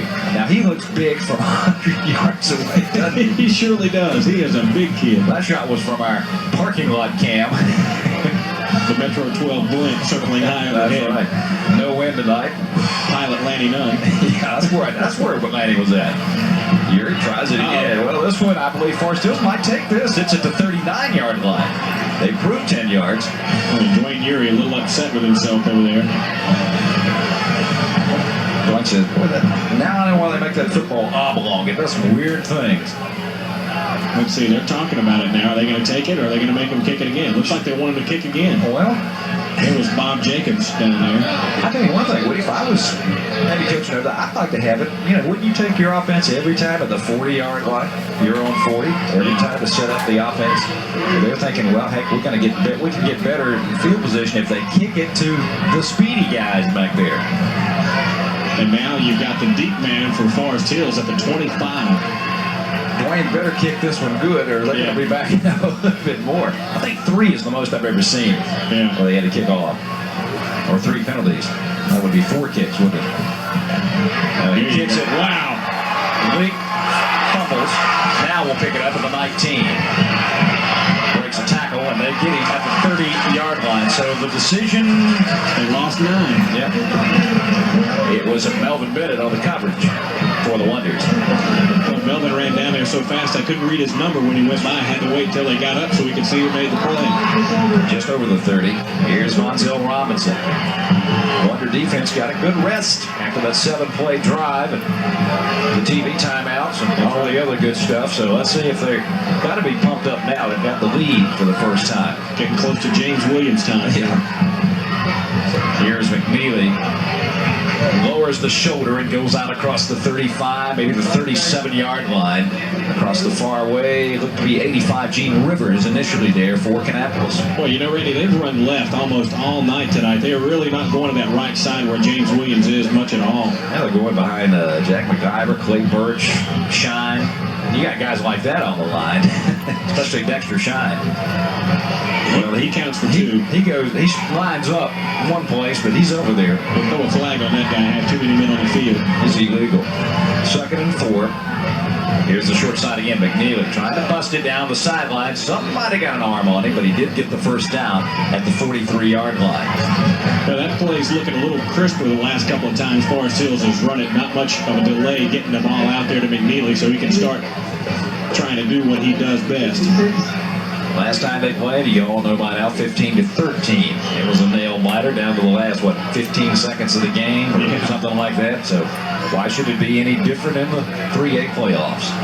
1st and 10 for Forest Hills at their own 44-yard line. Hubbard, the big guy, rumbling. Stumbled maybe on his own turf that time, but they'll give him progress to midfield.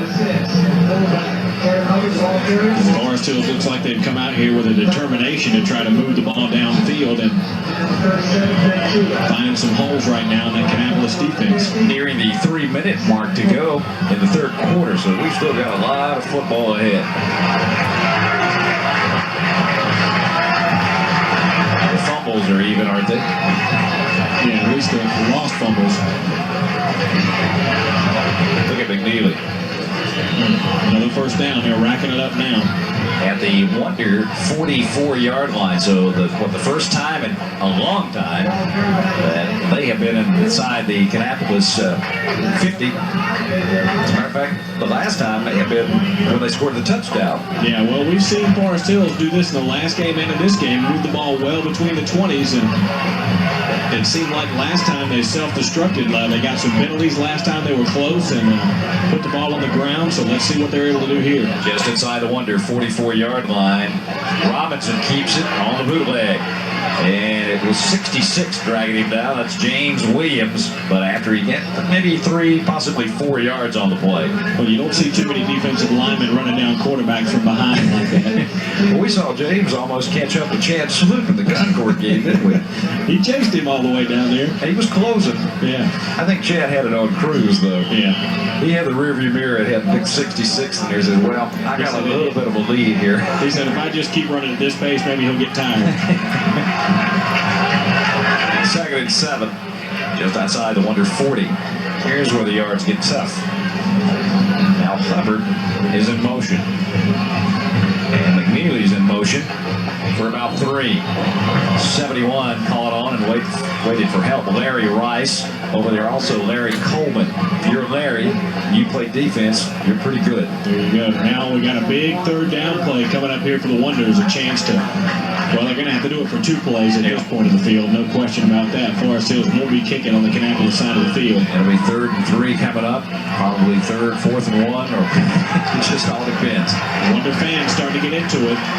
1:20 to go, 3rd quarter. Meanwhile, no passes, ball control, clock runs. Quick toss. A lose one man, and they'll stop him a little shy of the first down. That's McNeely. And again, there was some penetration back there. They made McNeely have to hitch up and jump over the defender. Well, that may be the Michael Ambas defensive coordinator, their strategy. Just disrupt something. That, if you get back there and don't tackle him, make him change direction. Make him do something. Yeah. Don't let him go where he wants to go. Make him react to you. Go where he wants to go. Make him react to you. Fourth. Go. And about a foot. Surprise, surprise. Yeah. Wonders showing about 8 guys up on the line of scrimmage this time. Uh-oh, they flinched. They flinched. Oh, there's the flag. That will cost him 5 big yards, folks, and that was a big flinch. 5 for flinching. Here you go. It looked like about 3 of them jumped there. That's the second time we've seen it look like some of the Forest Hills linemen didn't know what the snap count was. Perhaps Robinson was trying to alter his inflection and his voice somewhat to get the Wonders to jump, and They didn't it go for it. backfired just a bit. Well, now, Randy, we're seeing evidence of it again. Forest Hills getting down there and doing something to hurt themselves. This is what we saw in the first game, and we've seen it already tonight and here again on this play. Much to the delight of the predominantly Wonder fans. Down to the 20 seconds to go in the third period. This will probably be the final play of the third quarter. The Annapolis fans on their feet. 4th and 6, and Hubbard is in motion for Forest Hills.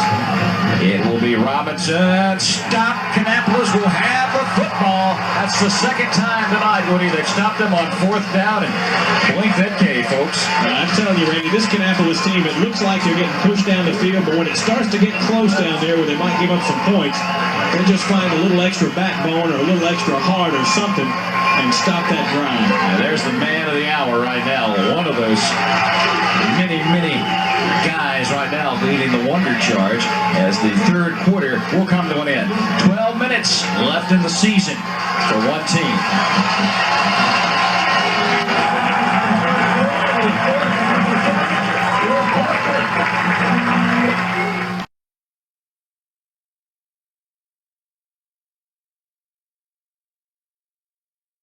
Annapolis 1st and 10 at their own 37-yard line after the defense is held.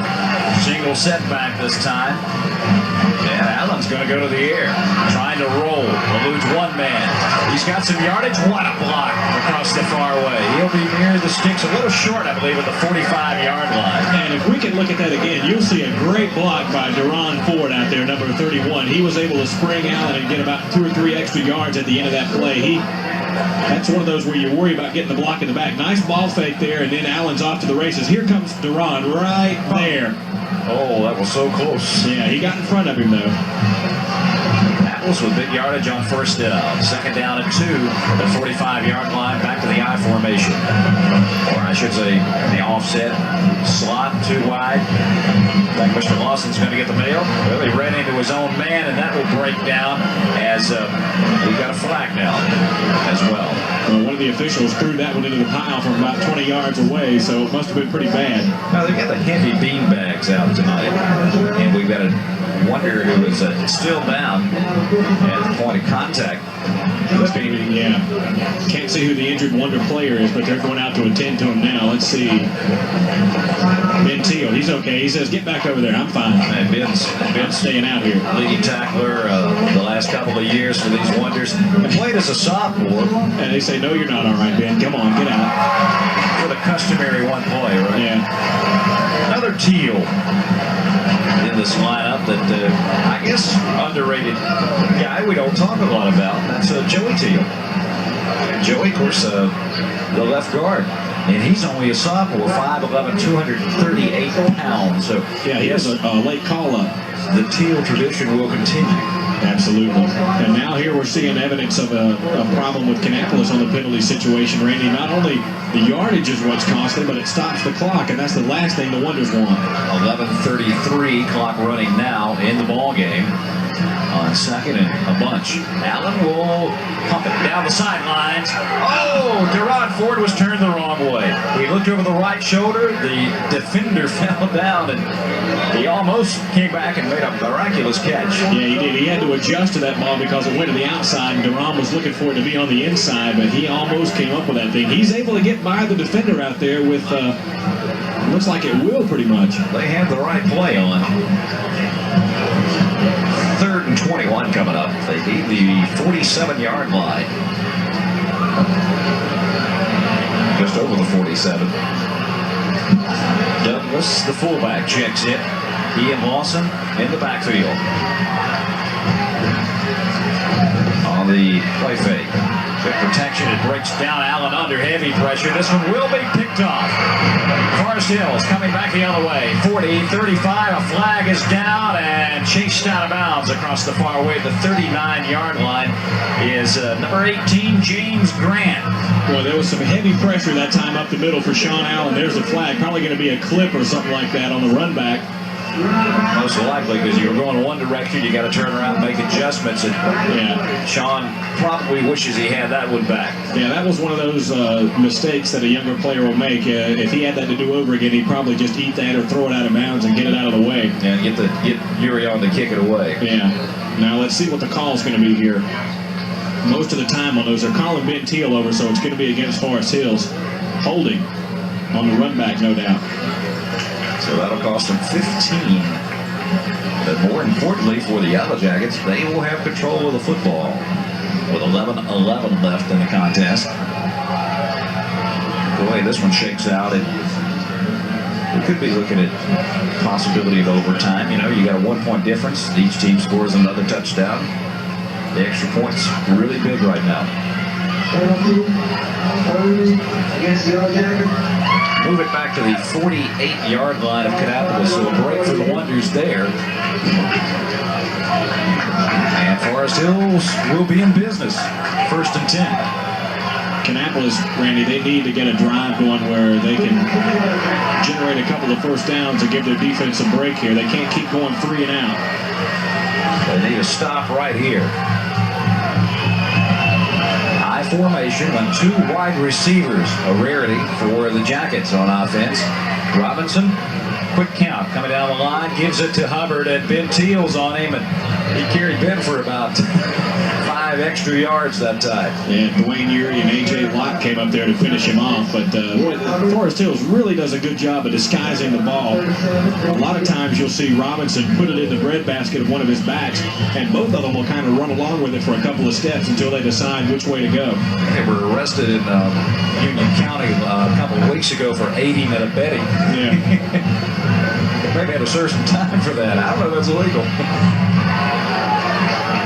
Pickup of about 7 on the play. And a quick count. Here goes Lee. Somebody got him by the jersey. What a mercy.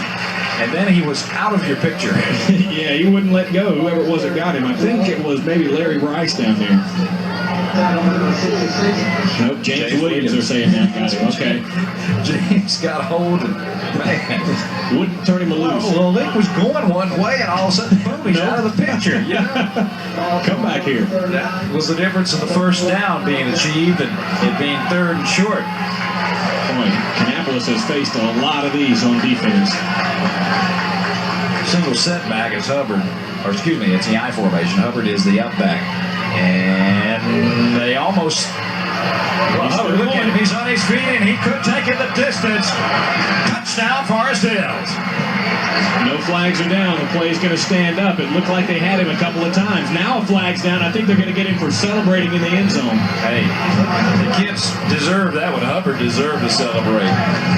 And Cam Charlton, the tight end for Forest Hills, hobbles off the field on one leg. Watch it again. How many tackles did he break here, Woody? And there it is. Good disguise again. 1, 2 right there. 3, 4, 5. Still going, and then they can't get him. Boy, Hubbard is the game breaker in that case. That big bull gets... He was a moose going down the field that time. Yeah, that's like standing in the way of a train coming down the track right over there. Well, this is a big situation here because with the taunting penalty for the extra point now, the touchdown will stand. We're going to have to kick it. The line of scrimmage will be the 18-yard line. Yeah, well, wonder if they might... Surely they won't go for 2, you think? They might. Why not? What have you got to lose? I mean, this would be a 35-yard extra point. This is a pretty sizable field goal in high school football, or extra point attempt. It's a good field goal attempt. So let's see. They're going to go back in the huddle. I think they are going to go for 2 here, Randy. Well, obviously, they're saying, well, our kicker doesn't have that kind of distance. And, you do that, a touchdown, you get the extra point touchdown will not beat you. They'll need to go for 2. But if they miss it, it's a 5-point advantage. So it's big here. High formation, 1 receiver is split to the top of your screen, and Robinson is dropped. Going to the corner on the fade, incomplete. No flags are down. The extra point conversion is nullified. Timeout on the field. 9:43 left in the 4th quarter. Forest Hills leading 12-7.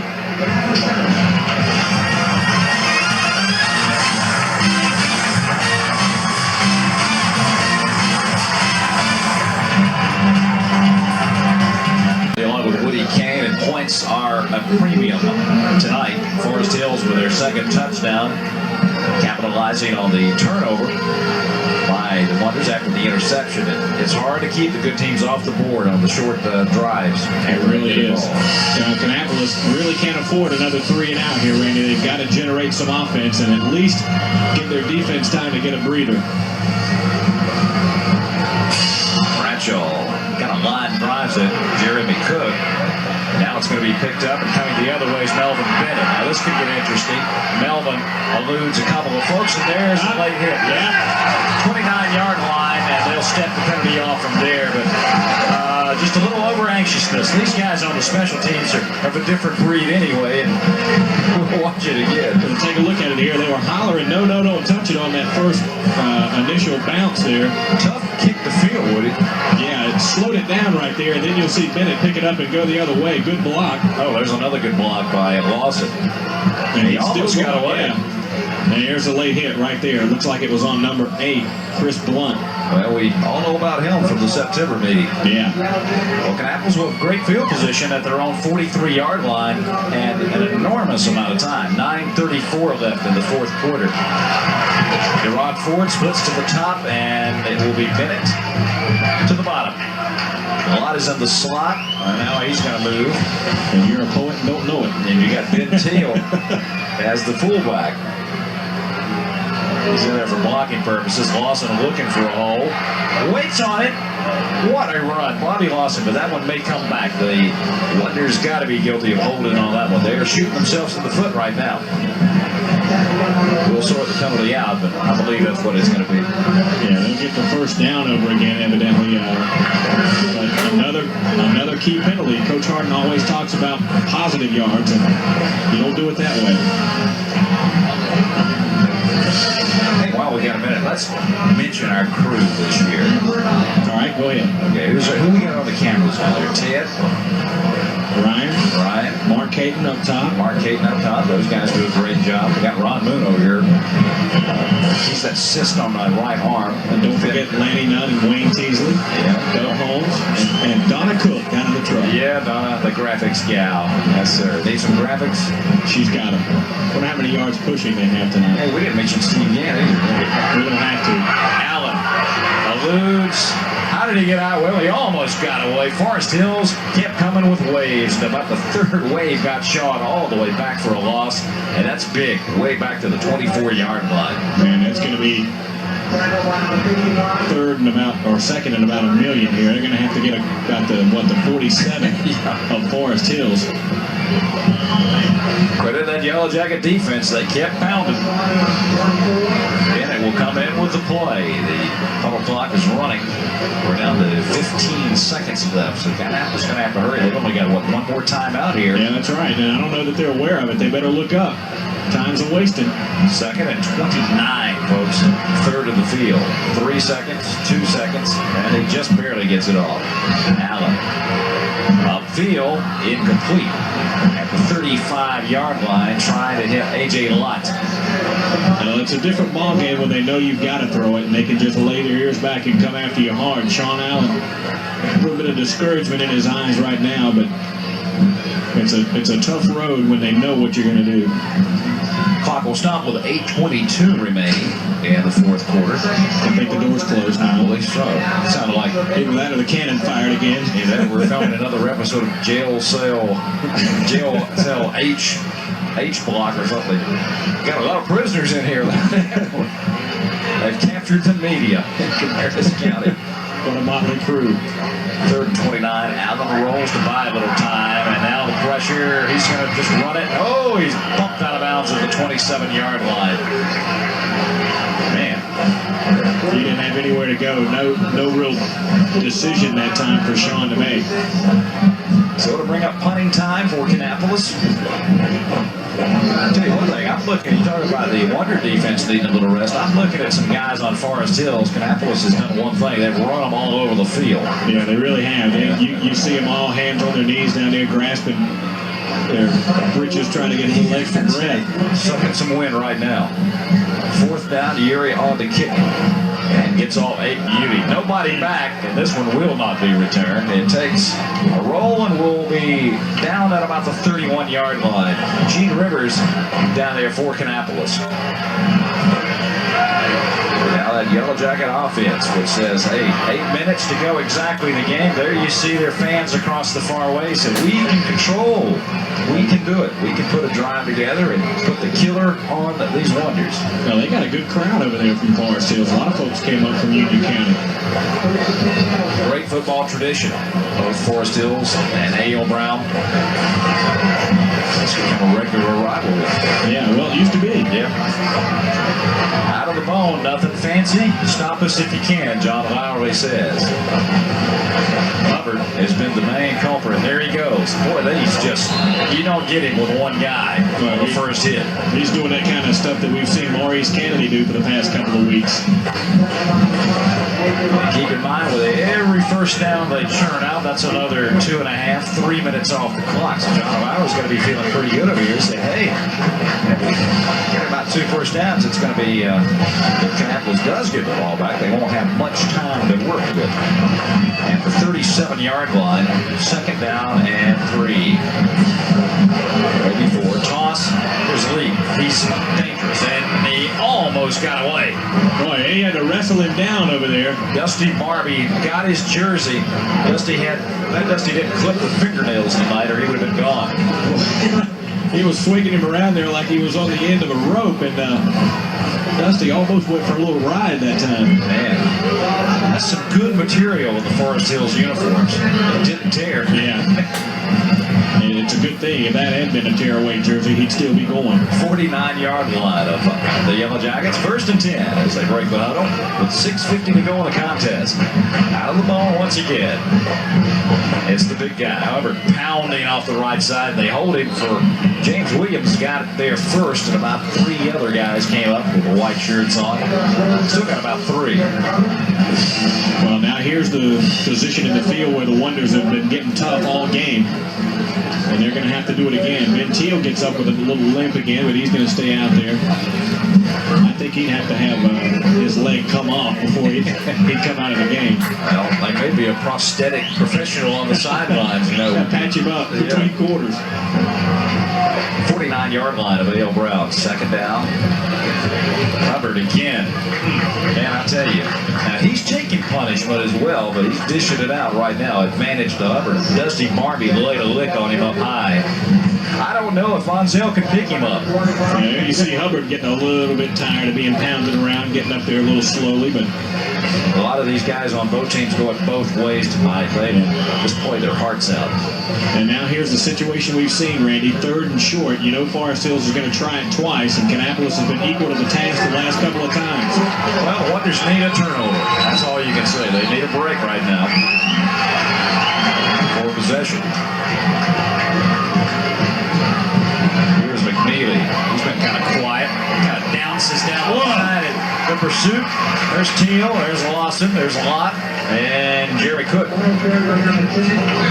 That'll stop the clock. That's not a bad play for the defense. Boy, that was like one thump and then to knock him out of bounds. It was like one of those little bitty boxers, you know, they swing so fast. Timeout call by Forest Hills. 5:18 to go in the 4th quarter. They lead 12-7, and they've got a decision. It's 4th and a long 2 when we return.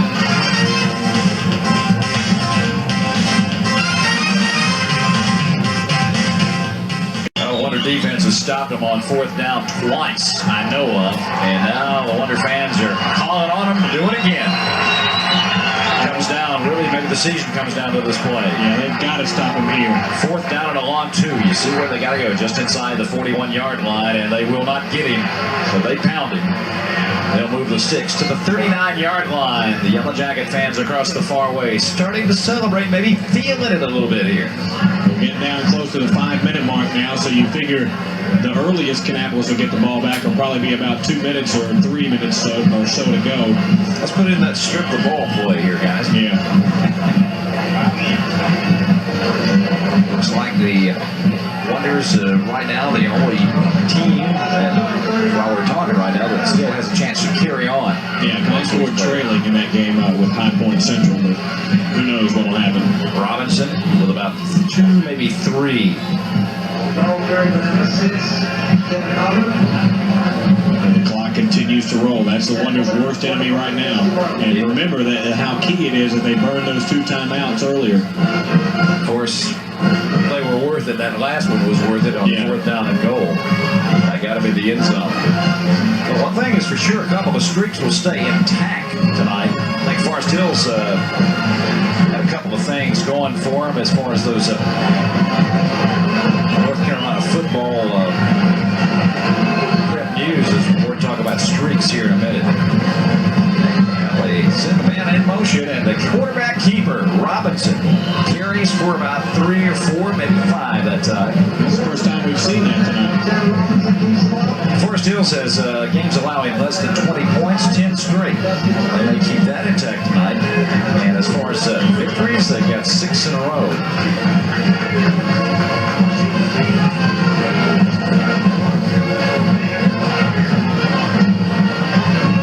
Here we are again, Randy, 3rd and short. I'd say it's 2 down territory right now. 3rd, 2. Forest Hills just content. Now keep in mind they took over, about 8 minutes and a half to go in the game. Well, Lee Mountain, He got it. He got the first down, but boy, he'll remember that tomorrow, or maybe he won't. Barry Rice, I believe, was on the recipient of that, or I should say the giver of that gift. Move the clock, or move the chains. The clock will stop with 3:16 left in the contest. And now, Randy, you're right. We're getting down to that time to where Kannapolis is going to have to take the ball away. If they can. Forest Hills looking to hold on for the final 3 minutes of this game and advance next week into the final 8 of the state, or the city finals for the West. They hit Hubbard, and he'll get about 3. And that's been the key. Hubbard, the fullback. Boy, I tell you, he has been he's been all night. He really has. He's going to get you 3 or 4 yards on 1st down because you get 250 pounds frailing at you, as if he needs an offensive line. They've done the job tonight. Broussard with 1 timeout left on the Kannapolis sidelines. You got to pick your time to use it, and that time is getting close. Yeah, it really is. This is the series for the season right now for that Wonder defense. 2nd down and 7 at the 25-yard line. Relentless offensive attack this time. Robinson to Hubbard, and he'll slant off the line. And was there a flag? Yeah, there's a flag down there. That's going to help Kannapolis because it'll stop the clock if nothing else. Preliminary indication looks like it's going to go against Forest Hills. And the official there, you saw him grab his jersey. Evidently, that's what one of the Forest Hills players did to one of the Wonders. Oh, that's a big call there. Yeah, it's going to push him way back around to 35 or so, probably. 2-11. There you see the stats. The most vital one is Forest Hills with 12 points. The Wonders with 7. It's been kind of the Kevin Hubbard show tonight. The big plays, 2 big long runs. Yeah, and a lot of shorter runs that were key to keep the clock moving. 2nd and 14 as they back it up to the Kannapolis 32-yard line. Now the clock runs as we near the 2-minute mark. I believe Kannapolis holds them for a bit of yardage here. They'll like to stop that clock, but they won't have to. There is your ball game. Eric Leak up the middle. Boy, he just broke it right up the middle, and now another flag for celebrating, but it won't matter. Boy, what a hole. He really was. They were expecting the attack to come onto the right side. Kannapolis jammed it well, and they went back to the left. Right here. Man, he zipped through. They had about 5 guys. Just that little seam is all he needed. And you see some of the Wonder supporters who witnessed an up and down season this year. I guess if you look at teams they should beat, teams they shouldn't beat, but well, it's almost like Kannapolis beat the teams they shouldn't have beat this year and lost to the ones that they shouldn't have. Of course, Forest Hill's a very fine ball team, and how hard is it to beat a very good ball team twice in a year? Exactly. Bruce Harden has proved that theory against the Statesvilles a few years ago, against the Concords. Hey, look, Forest Hills has a kicker. Yeah. We'll see what kind of distance Bradshaw has. High snap. They bring it down. That one will be partially blocked, so the conversion attempt is no good. 11 plays and 69 yards, and they ate up nearly a little over 6 minutes in the drive. 18-7. The Jacket kickoff is next. Well, we stepped away prematurely. There was a late flag against Kannapolis, Woody, for roughing the kicker on the extra point attempt, and that would penalize them. So, well, they got to go for 2. Yeah, it's key, though, because if they hadn't made that, Kannapolis was still within 11 points, touchdown, 2-point conversion, and a field goal. But now, if they get this, Kannapolis will need 3 scores. Robinson with a quick toss. Outside, and McNeely will not get in. No flags are down this time, so the Yellow Jacket kickoff will be coming up as the score stays the same. 18-7 with 1:50 left in the ball game.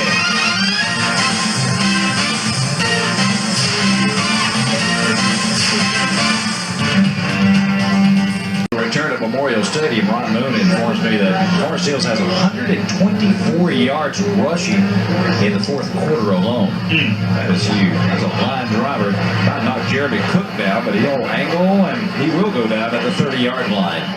Also, Kevin Hubbard has 126 yards unofficially on the night. There's James Williams. Well, he's a little upset now, but he's only a sophomore. He'll be back, and he'll be terrorizing teams for a couple more years to come right now. But Kannapolis with 1:45 and a timeout. They've got a chance here if they can drive quickly and score, but then they'll have to get the 2-point conversion and a field goal to tie this one up. Single setback. Everybody in the pattern, 4 receivers as Brown is the guy. The ball may have been deflected at the line of scrimmage. Well, what can you say? Kannapolis, they've held several funerals during the regular season, Woody. Yeah. Each time the Wonders bounced back. And Bruce Harden, as he says, has said on Headliners many times, he's just really effervescent this week. They weren't supposed to be in this game, but oh, look at the highlights they've had this year.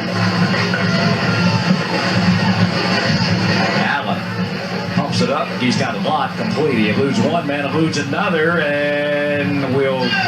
Did he get out of bounds? No, he didn't. They'll stop the clock to move the chains. He was going for the touchdown. Had he got by Leak across the far way, then nobody was left with him. Yeah, he did some fine work out there fighting for the first down, and a nice block by his receiving mate out there to spring him for those extra yards. I think that was Ford that threw the block. Kannapolis will fight you to the last second here, and now the clock will run. 1:25 seconds, it's running. And Allen floods the field with the receivers. He's got some pursuit chasing him hot and heavy. Throws it upfield, and Lott will make the, Bennett makes the catch. It's out of bounds, complete at the 42 of Forest Hill. So yeah, I thought Sean was just dumping it out of bounds to get rid of it, but I didn't see Bennett standing down there. Now you got to go deep. Yeah. 1:16 on the clock right now, and it'll start rolling. No huddle, needless to say. Yeah. 4 potential receivers in the pattern. 4 wideouts right now for Allen and the Wonders. On 2nd and 3, Sean with a quick pop this time, and Bennett had it at about the 32-yard line and dropped it. Good play call that time. He was wide open in the seam. You know when you got everybody out of the pattern, you don't have as many back here to help block. That's right. It's got to be the short pass variety. So 3rd and 3 here. Kannapolis obviously going to have to try both plays if they don't, or both downs if they don't get it here. James Williams obviously upset, but he will live to play another day. He's got 2 more, we know, stellar seasons here at Hale Brown. Little slant. What a pop. Ron Ford a little bit upset. There's a flag. And he was upset. Now, wait a minute. He's going to run back in there, and one of the Forest Hills players grabs him, and there's going to be another flag probably before this is done with. There's another one. Man, I think he was upset, Woody, the fact that he didn't catch the football, and the defender thought he was giving him a punch. Yeah, he was trying to bang the ground in disgust. Deron Ford was, and let's see what the penalty is going to be. We know we're going to have one on Forest Hills at the end of that, but the question is the first one going to be on Ford, or is it going to be on the Yellow Jackets? Well, they will offset. I'd say who's got two, who's got one. Is it tied? That will stop the clock with 70 seconds left in the game. And now Sean Allen goes over to talk to Bruce Harden to try to figure out what they're going to do here. Flags all over the place. Ford may have hit the helmet of the defensive back. It's not going to break a hand or a finger, won't it? Yeah, now let's see. It looks like the call is going to go against the Wonders. Personal foul against Kannapolis. Yeah. And we've got a personal foul. Yeah. I bet they offset. Well, let's see. So that's a do-over, right? Yep. Now they're going to come over and explain it to Bruce Harden. Bruce is probably saying, "Yeah, but you dropped more than two flags." Yeah. Now this is what I don't understand. There's Coach Harden getting the explanation, but the officials There may be an ejection here, I think. So yeah, they might be. That's right. But when they get like this, though, Randy, it seems like the officials, when it's offsetting penalties the same yardage, they'll march it one way and then march it right back. Why don't they just leave it? That was the old Art Camper days. Now Art, I believe, retired. Could be an ejection coming. Well, we'll just have to wait and see who's on the sidelines for both teams. I'm going to go over and talk to John Larley. Well, if anything, it gives the teams a chance to get a breather here. It's still not over, folks. It's 18-7, but Annapolis with a quick score. Obviously, you know the onside kick would be coming. That would be an incredible finish. There's Deron Ford. And he looks very discouraged, like he, in fact, has been ejected from the game, but we don't know that for sure yet. And probably now one of the Yellow Jackets has been thrown out. You see him over there on the far side slamming a helmet down. Was that Leak? I believe so. I saw a 2. Looked like a 12. Lowry may get ejected. John is pretty hot right now. If he gets ejected here and does something foolish, that will really be bad for his team in control. Well, I've never seen a more strangely officiated game tonight. And, you know, it's pressure on the officials. Oh, yeah, big game for them, too. They are human. They make mistakes. Yeah, it was Leak that was thrown out. And I'm looking on the Wonder sidelines to see if Ford is out of the game. Yeah, he was still down there a second ago. Let's see. I don't see him on the field, so he's got to be down there somewhere. They could give him 1 minute for high sticking or something. I don't know. Yeah, in the penalty box. All right, I think they've about got it squared away now. It'll still be. Thing we forgot. The Wonders have got it 4th down and 3 now here, folks. So this is their final play of the game and of the season, unless they can get 3 yards. Bennett, Lott drops the football. There's a big flag, and that one may be, I don't know who that was on. They were both Robinson over there. Yeah, they were both kind of pushing and shoving over there, but boy, Lott turned around at the last face second. Mask. Oh, okay. A face mask call. So that's going to be key for Kannapolis. That's going to keep them in the game. Man.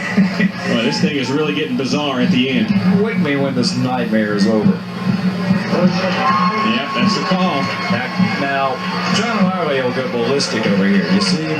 Yeah, he's in a white shirt there in almost the middle of your picture. But one of his assistants over there with the big dude there walking. Yeah, now that pass play, Randy, Lott turned around, and I mean, as soon as he turned around, the ball was like in his face mask, and he almost came up with it, but the Yellow Jacket defender, Robinson, you say, grabbed his face mask, and I think Forest Hills was going to time out to regroup here. Yeah. But I think it's probably time to cue snappy music.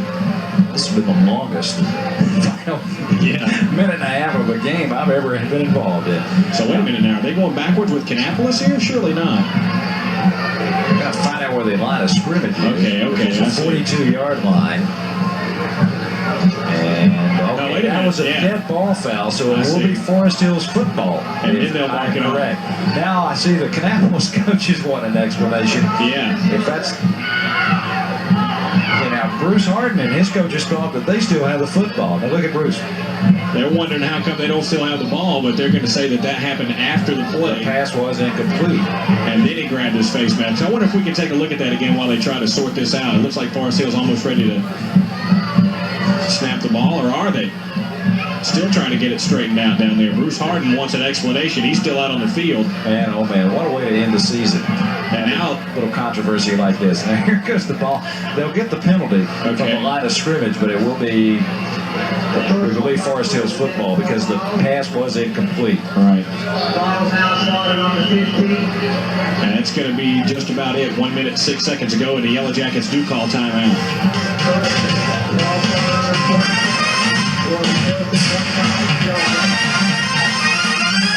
As we return, we'll get a chance to see controversy play number 18. Yeah, in our list. Now you'll see the rollout here, and Allen fires it right there. He almost had it. The ball was dropped. That's right. Okay, I see the call now. He grabbed his helmet there, but the ball was already gone. Right. It was an incompleted pass, and that was a right call based on that replay.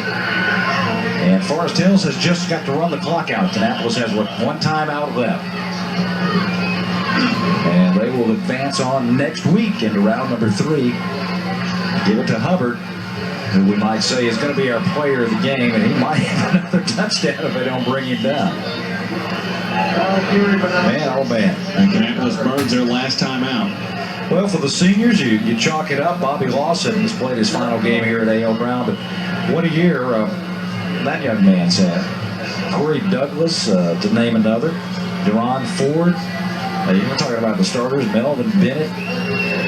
Chip Shank, the only guy that will graduate on the Wonder offensive line. Well, they've got some young players. They're going now. Forest Hill's flinched again. They're going to go back. Even at the end of the game, they're still getting penalties here. And we look back on defense. You got A.J. Lott, Dusty Barbie, James Williams, Jeremy Cook, Gene Rivers. Those guys have got another year. Yeah, that young man right there. That was Ford. Disappointed, obviously, but hey, they knocked off the number 1 team in the state last week under very, very adverse conditions. And remember the good things. Yeah. 20 seconds to go. The clock running. I don't believe. He's going to have to. They're going to take the penalty, or he's going to snap it right before it goes.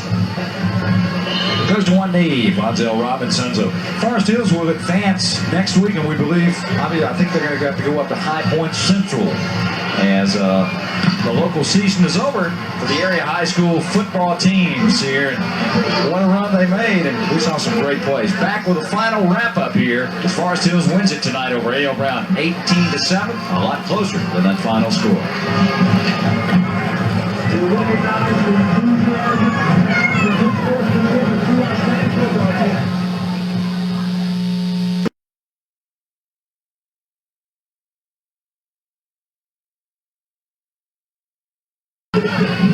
There you see the A.L. Brown Wonders. Bruce Harden and the coaching staff consoling them. Obviously, a great season. They got to the second round of the playoffs. Woody and nothing to hang their heads about. What a great teacher. Building a little character. There's a lot of those guys are going to remember, and they'll be back next year. Meanwhile, on the victorious side, Forest Hills. Let's go field side. Here's Steve Gann. Thanks, Randy. We're here with Kevin Hubbard, Sr. I'll tell you what, 135 yards in this game. That's quite an outing. Well, the offensive line, they just had a pretty good night. When the running back had a good night, the offensive line had to have a good night. So I give most of the credit to them. I tell you, every time you got your hands on the ball, you was good 5, 6, 7, 8 yards. It was hard to bring you down. It took 2 or 3 to bring you down every time. Well, we came into the game with the idea that this can't be our last game. We trying our best to get to Ken Stadium, and we all just came together and played real hard. Everybody gave their all. You boys got your hands full next week. Well, we probably do, but they do too. Good. Kevin, again, congratulations on behalf of Metro 12 and Ridgewood Homes. You're our player of the game. Thank you. Thank you. Okay, Eddie, I've been waiting on this, buddy. Congratulations. It wasn't pretty, but it was a win. It wasn't pretty, no. We did some things. Kannapolis forced us to do things we didn't want to do. They shut us down a couple times. We thought we had the ball moving. We looked for Anthony to get out on the quick pitch, and they played that to perfection. So we had to go to the big guy over here, and he had a game. he's helped put us into the third round of the playoffs. But you sure can't take anything away from Kannapolis. They had a game plan and they stuck with it, and they were going with that game plan, do or die. And they at times they shut our offense down. You got out there, it was fourth and a few inches, deep in your own territory. No, not really deep, but medium in your own territory. Do you have a punter?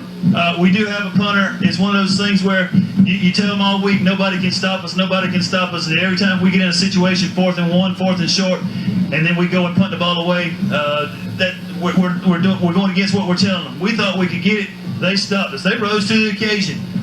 They're one of the few teams that can stop us in that occasion, and they did it a couple times tonight. Eddie Early scored the first quarter, made it 6-0, went down and missed the extra point. I know you had to feel good about a little bit of a cushion there. Anytime you come out here and score quick on Kannapolis, it takes a little wind out of their sails. Yeah, we tell them all week we need to score quick, get a lead, and let them chase us all night, both on the scoreboard and on the field. We wanted them chasing us, wear them down some. That's the only way we can do it with our speed and running all the time. You just got to wear them down, and hopefully at the end they'll break. And we didn't think they was ever going to break. We broke a couple of runs there. Eric Lee broke one, and Hubbard broke some. And we were fortunate to win, but we're in the third round, and we're real happy. Eddie, congratulations on that. I know you want to get to your team and do some celebrating, but you got a tough foe next week. I know you'll go with the same game plan. There's no doubt. Anybody that beats Concord's got to have an outstanding football team. But we'll go up there with the same attitude that we came into the Kannapolis game. We don't want it to be our last, and hopefully our guys they'll rise to the occasion like they did tonight. And we're looking forward to it again. Congratulations and good luck next week. Thank you. I appreciate it. Okay, guys, back to you. I'll tell you one thing, that if Forest Hills keeps the ball, Central, even though they are a high-scoring team, they won't have a chance to score. That's right. 18-7 the final score. Back with a final wrap on the 94 season after this.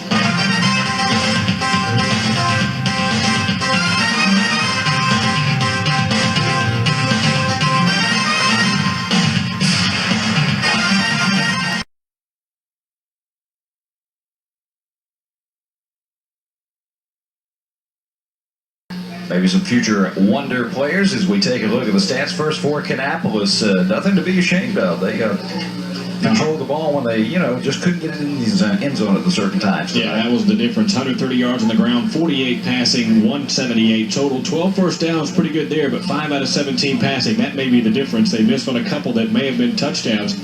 You see there the 2 turnovers, 8 penalties for 80 yards. Coach Harden won't like that, and 4 punts for the Wonders in the game tonight.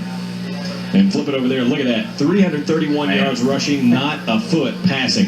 8 first downs, only 1 pass attempt. They didn't get that. 1 turnover, but look at there. 12 penalties for 103 yards, and only the 1 punt. You heard Eddie Rivers say, yes, we do have a punter, and we saw him tonight. Woody, thanks for a great first year under the mic up here in the booth. A little bit different, isn't it? Oh, yeah. It's been a great season, and congratulations to all our fine teams in the area. For Woody Gaines, Steve Gant, Ron Moon, everyone here, I'm Randy Wheeling saying, have a nice holiday season. Raising Cane. Wally. We've changed the names to protect the innocents, folks. Who are those people? Oh, boy. Beavis Lakitis. Oh, my goodness. Cool. Brains none. Let's get out of here. Wayne Come get me, Mom. I'm done.